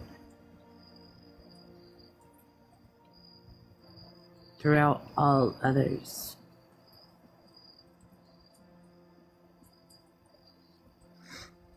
I faced many, many, many moments in my life where I ran straight against the fabric of existence head first, and the divine was my gentle, loving shepherd.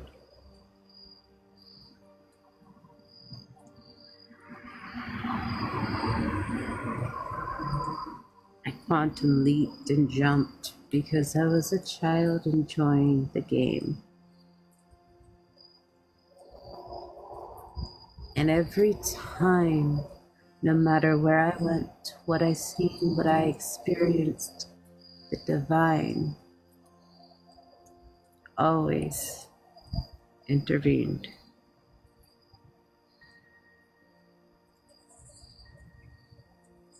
and kept me safe.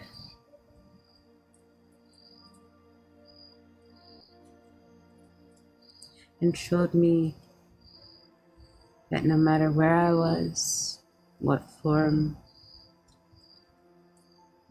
what vibrancy,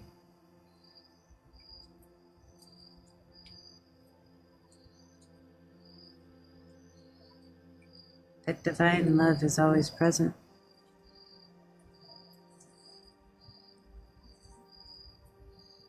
And will always find you, no matter where you are.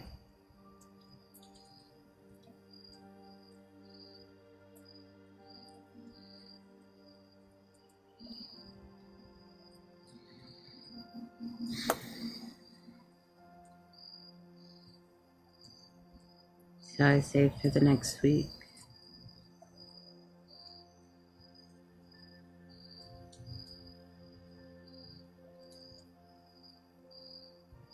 just be grateful.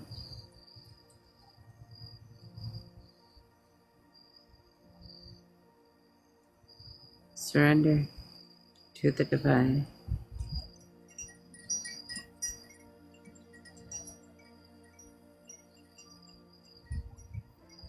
Surrender all that you thought you knew.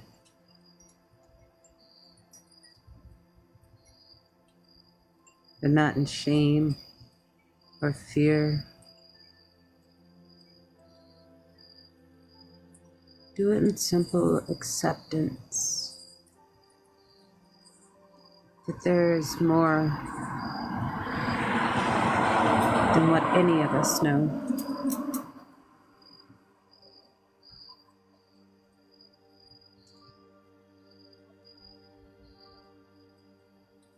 That's what I have for you, my friends. And to remind you that you can find all of us here on Spiritual Talk 369 Sunday evenings at 9 p.m. Eastern Standard Time, where we will be discussing a current spiritual affairs topic with an amazing roundtable discussion. Much love.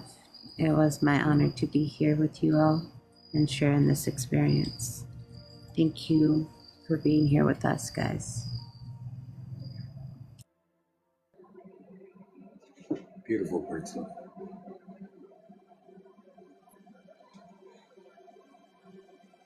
Brother Chris, welcome back. It is still Sunday night. We are still on Spiritual Talk 369, and we are looking at our final thoughts or message that we could hold, even if it's for a short time.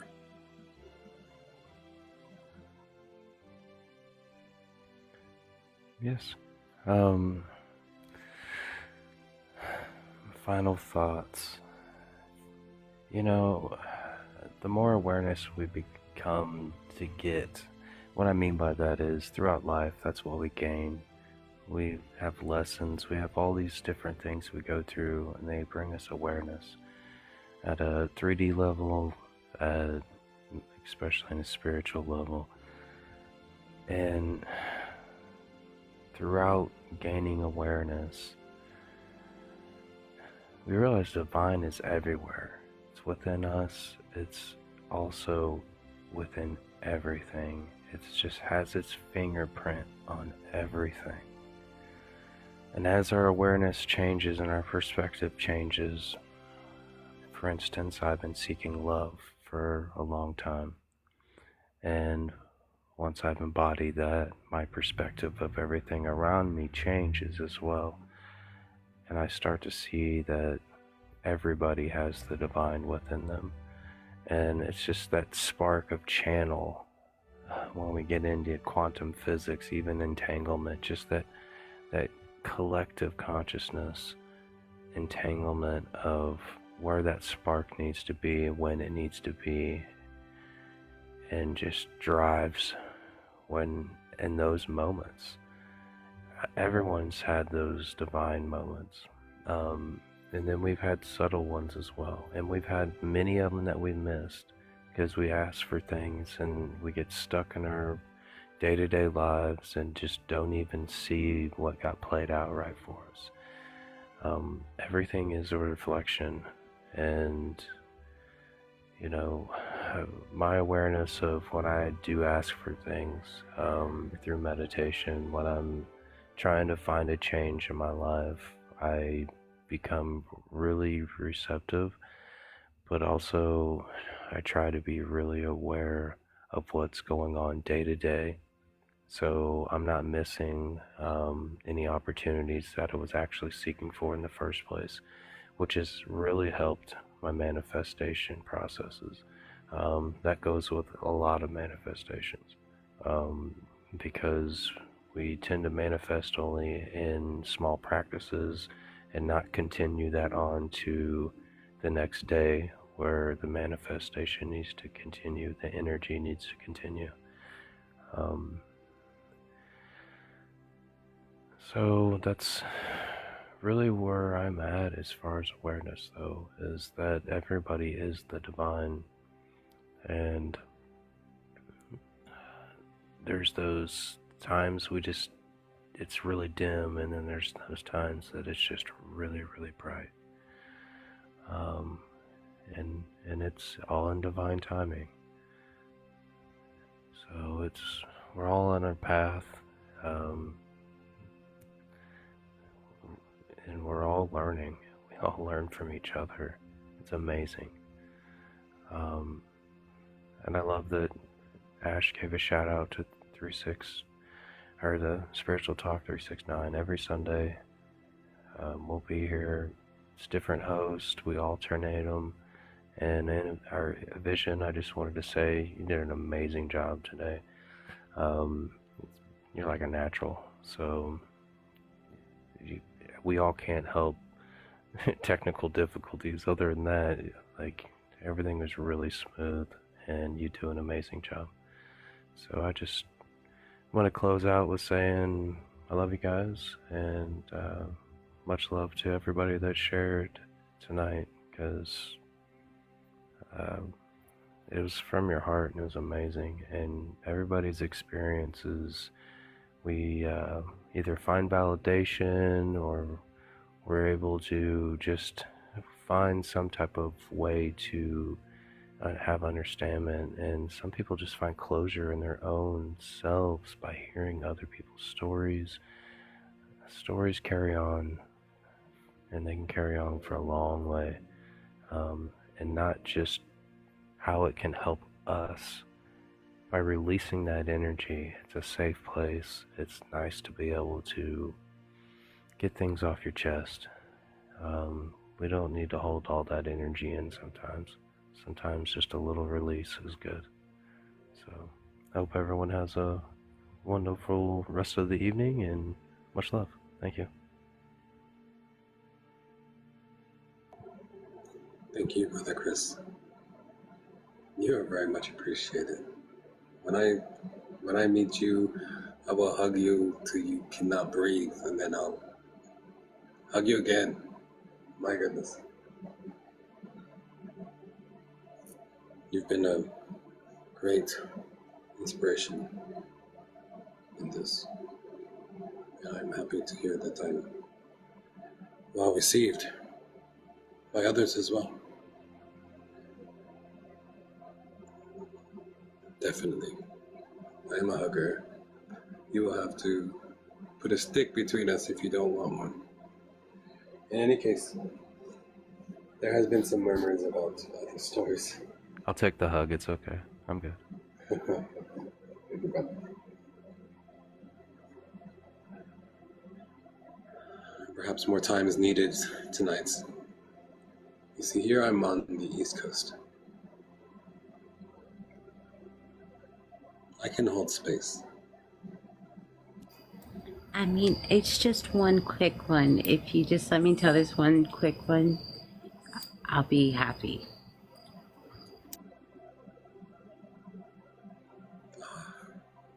Do not allow that.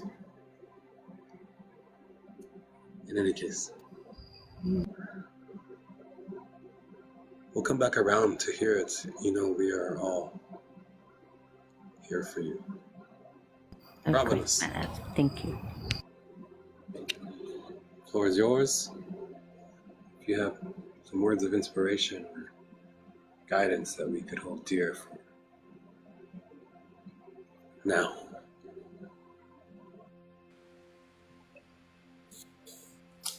Hey everyone. Yeah, I do actually. You know, the spiritual journey is truthfully a long, hard path. When we start to see, when you start to feel that that change within inside you, your perception, when you start to walk and use the things that you've learned over the years in your daily life, it becomes, I won't ever say easy, but you don't have a second thought sometimes. Sometimes people can get on your feathers, but there's ruffle your feathers, you say. But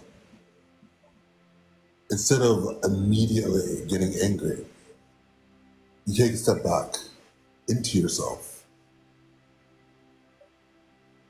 and you go and use the things that you have learned, like patience. The energy that's sending to you is not yours. The negative energy doesn't belong to you. You don't have to hold on to it. You know, if there's something going on with them, it's them, not you. You, if you want, you can just listen, or you can diffuse just by walking away. You know, little things like that help in your everyday life. Get cut off, driving, take a deep breath, release that negative energy. Meditate. Just sit by yourself. You don't have to close your eyes. I don't half the time. I just zone out. And the next thing you know, a movie's playing in front of my eyes. So, be a little bit more, what's the word I'm looking for? Don't beat yourself up so much. You can't do something, or the universe tested you, and you feel like you failed. Hey, I will tell you one thing. That's the one thing I did learn. The universe will test you, and it will give you many, many chances to win. Thank you.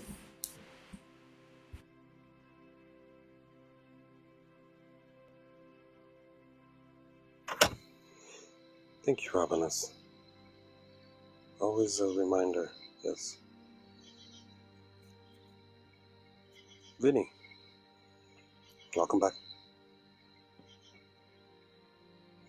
If you would enlighten us with some...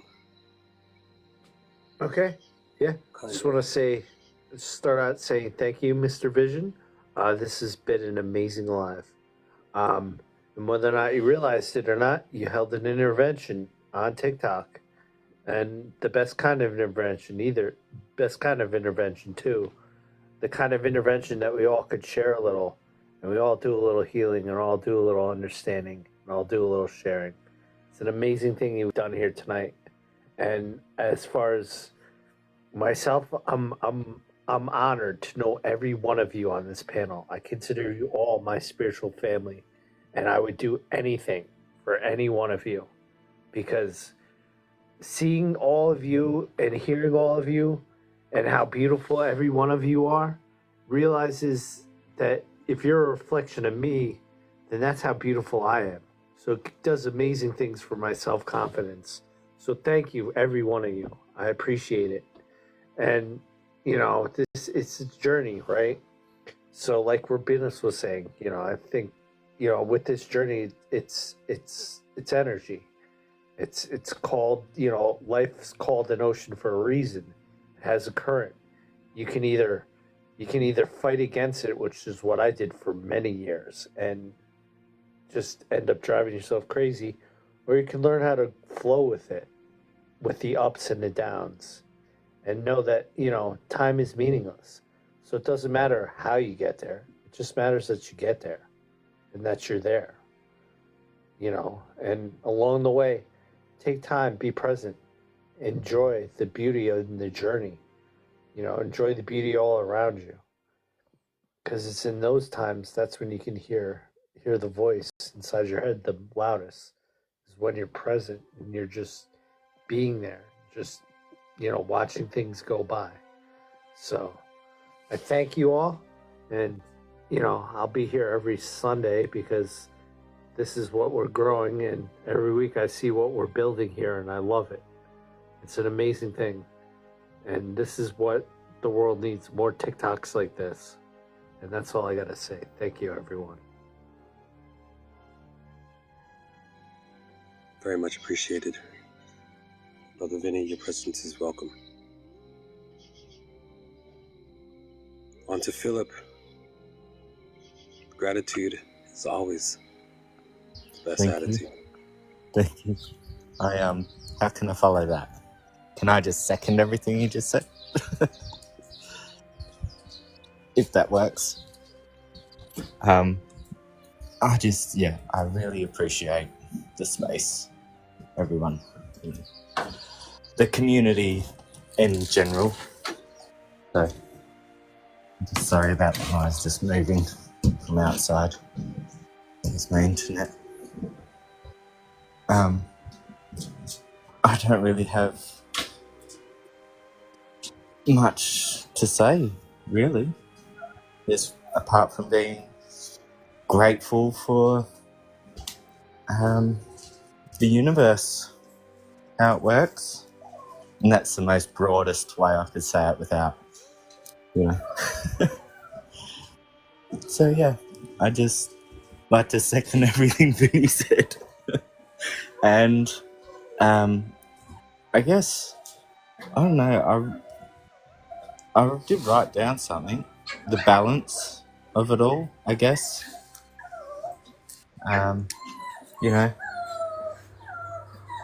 You have something, kind of bad that happens, and then in hindsight, the good that comes that you see from it, the good and the bad. Divine intervention is when you figure that balance out, I guess, maybe. I'm not sure. But yes, thank you everyone for your time. I do appreciate the social time. And as you can hear, there's some puppies in the background being...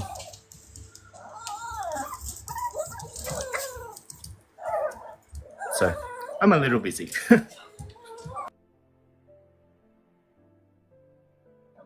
Very well received. Oh my goodness. Did everyone just smile then? Wow.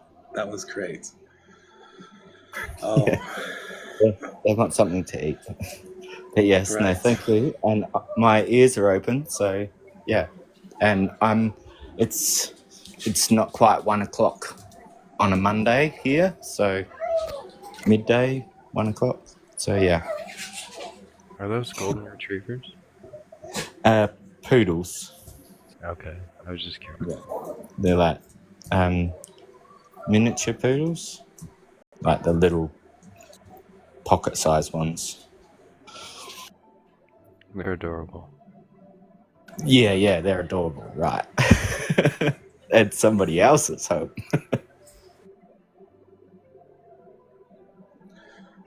Thank you again. Much love, brother. Thank you, everyone. Sigma Dragoness, your shares have been quite insightful. And appreciated. Please allow us to know something that's on your heart. Thank you.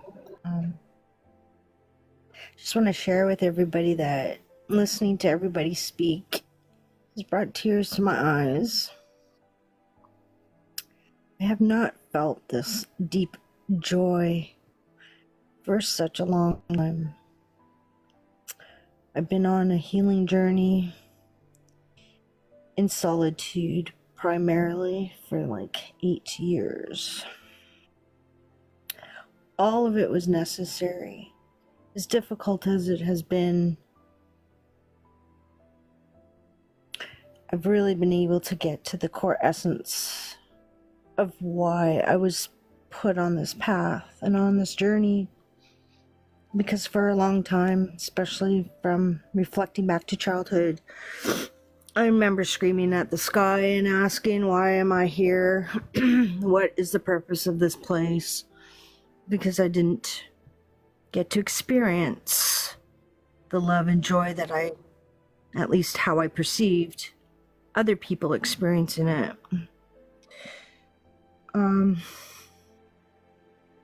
So again, hindsight is 2020.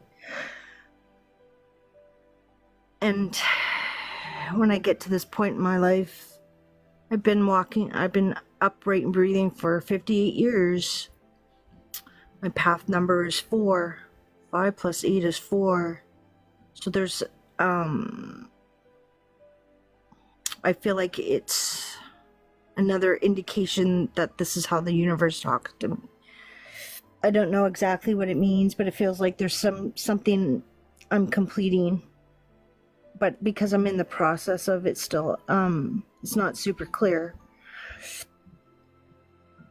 I'm also completing, I'm 22 years into the journey of the escapism, of not being in escapism. So that's going to be 23 years will be my completion in the month of January. So it feels like a lot of things are coming, I guess, full circle. And I guess for the biggest overview or picture for myself, and hopefully this resonates with others that are listening, is be your true authentic self. Because that's all we can all be, at least for myself. And all I can do is do it to the best of my ability, no matter what is thrown at me. Because this place of existence is difficult. And it's not easy. But it is simple. And be your true authentic self to the best of your ability. Because that's the example of what unconditional love is, to do it with integrity and just be true to yourself. And with that, I'm gonna say namaste, but I'm gonna explain what that actually means, because I know I've looked it up and there is other forms of what namaste means, but the one form I came across, and this was also in the beginning of my taking a different path out of the escapism, was that the light in me honors the light in you. That to me is what namaste means. And with that, I'm very appreciative for having the space and being able to be here to experience what I've experienced here today. For that, I will be forever grateful. Much love to you all. Well received, sister. Your presence is always welcome here, as is all of us. Very heartfelt. I would pass the mic to Drea, if you wouldn't mind just checking in with us, letting us know if there's perhaps a sense of inspiration that you can convey.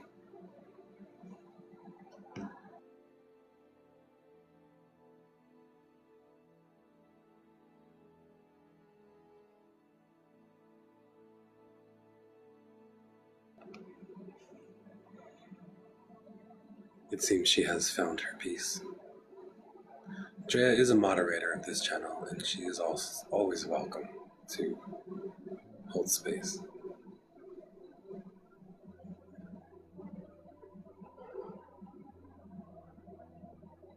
My love, the floor is yours.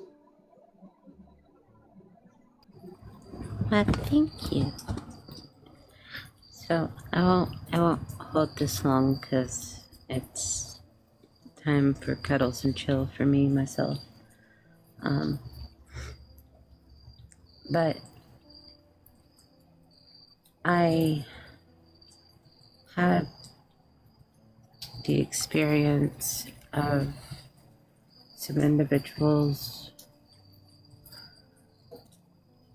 who expressed how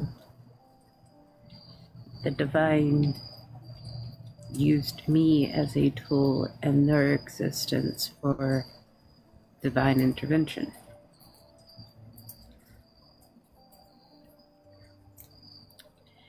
And I would be remiss to not at least mention that tonight in this topic while we're speaking on it, is the fact that we ourselves, as the light beings that we are also used as tools of the divine in these occurrences for others.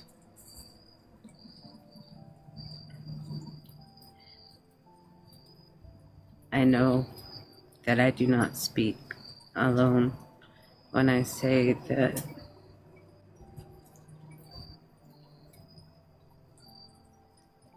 we are fully capable of being that blessing to others in their existence, and not even realize in the moment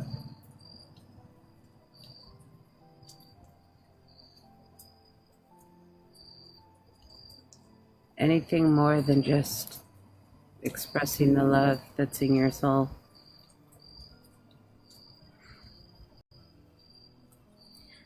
I had a woman recount to me a story of a severe exchange of violence that happened to her. And at this time in my own existence, I was 15 years old. And I remember vividly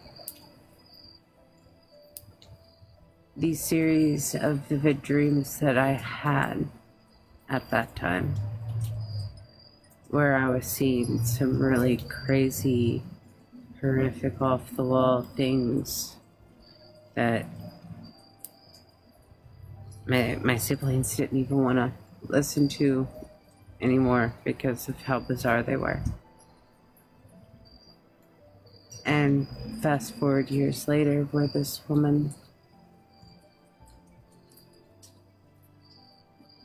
expresses and explains to me how before we ever met, I helped save her.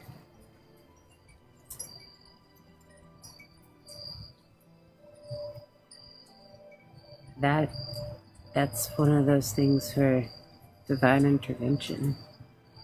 What was just a bizarre dream to me was divine intervention for her.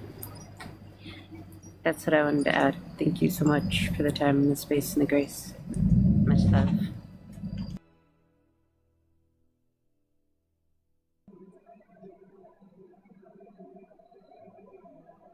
Thank you for sharing the expression of another intervention that we must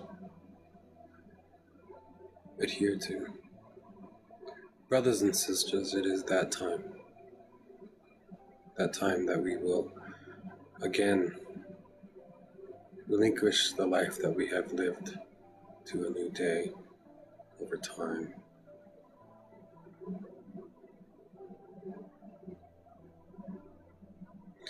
These divine interventions often, once we accept them, enlighten us with inspiration, allow us to recognize a miracle. They give us revelations in order to seek that providence, that inheritance that we have always known existed, but it never looks like what we think it would.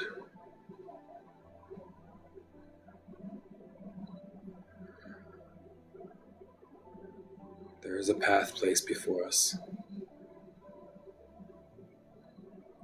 and it is our will that is asked to adhere to that path.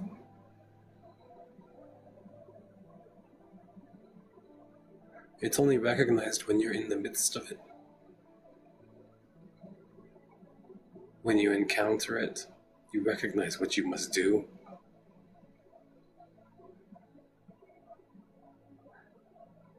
Oftentimes, there are those who don't give their will to that supreme calling, and they let things go by. This can happen once or twice, yes. But every time there is a sign, there is a message, there is a feeling that gives us confidence in knowing what to do.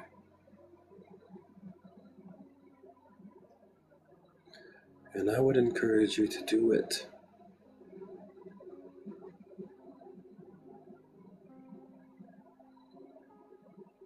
Without consequence, without fear of thinking that you'll be in trouble. Fear of the unknown that often stops us from going forward. So we sidestep it or sweep it under the rug.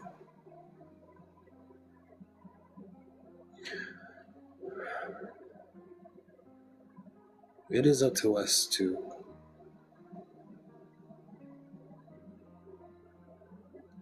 not allow the divine to have to intervene, because it hurts, it takes, it changes things in ways that we are unprepared for. And it is our preparation that will lead us to success.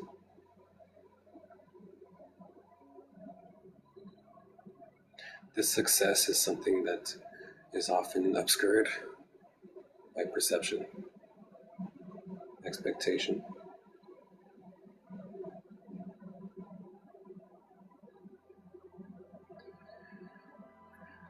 Years go by before the divine will intervene.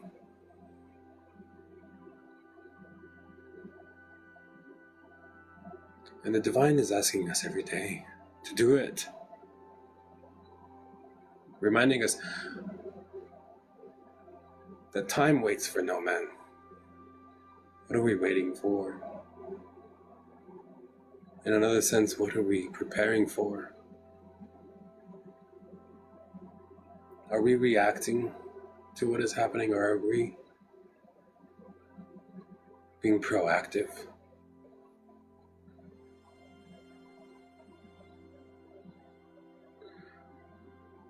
None of us want to break or break down.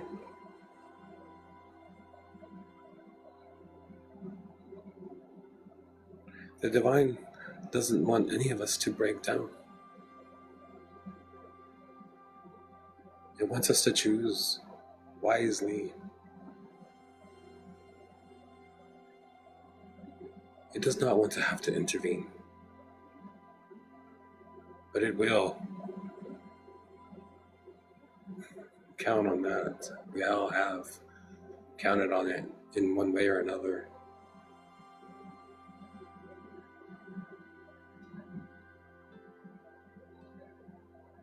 We see it coming. We're getting closer to it.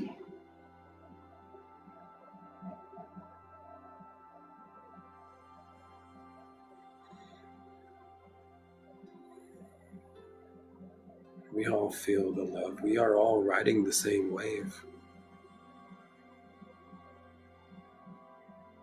Yes, we might have a different form of flotation device, but that is our wave. And it is only going forward. There are many that do drop anchors, yes, and stay where they are. Stay there. But the divine will intervene eventually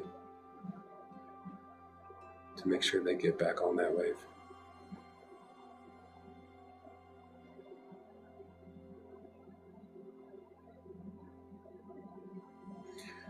We are coming into a season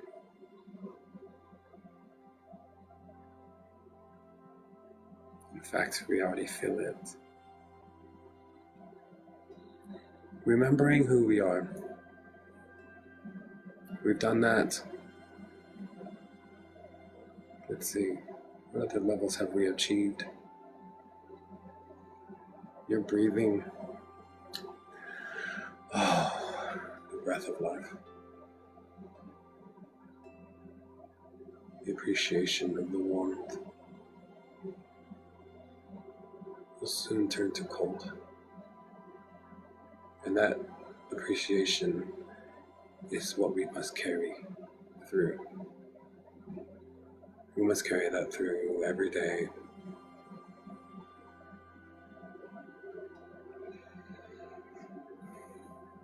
I wish to inspire you. Yes, I wish for you to be you, just as many of you do me.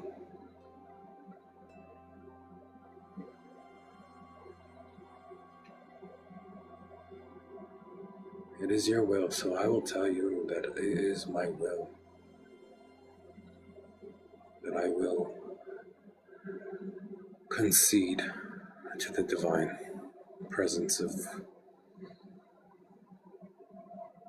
this happy new beginning.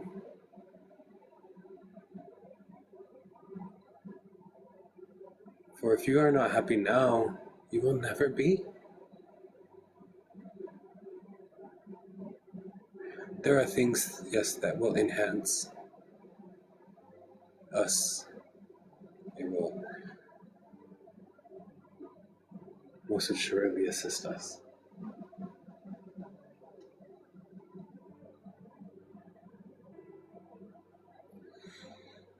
Take the time to look around you.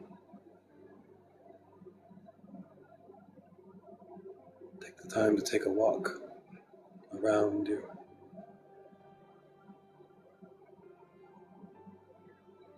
I thank you all for joining tonight, for being here, for interacting.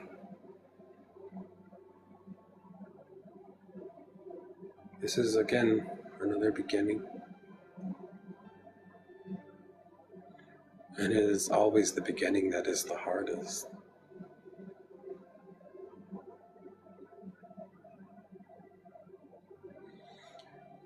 Spiritual Talk 369 will be back next Sunday. As will I. Thank you all. And it is with love grace and honor to have you in my life.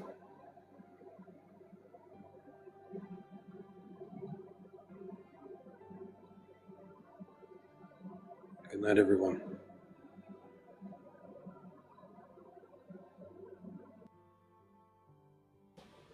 Good night, guys. Love you guys.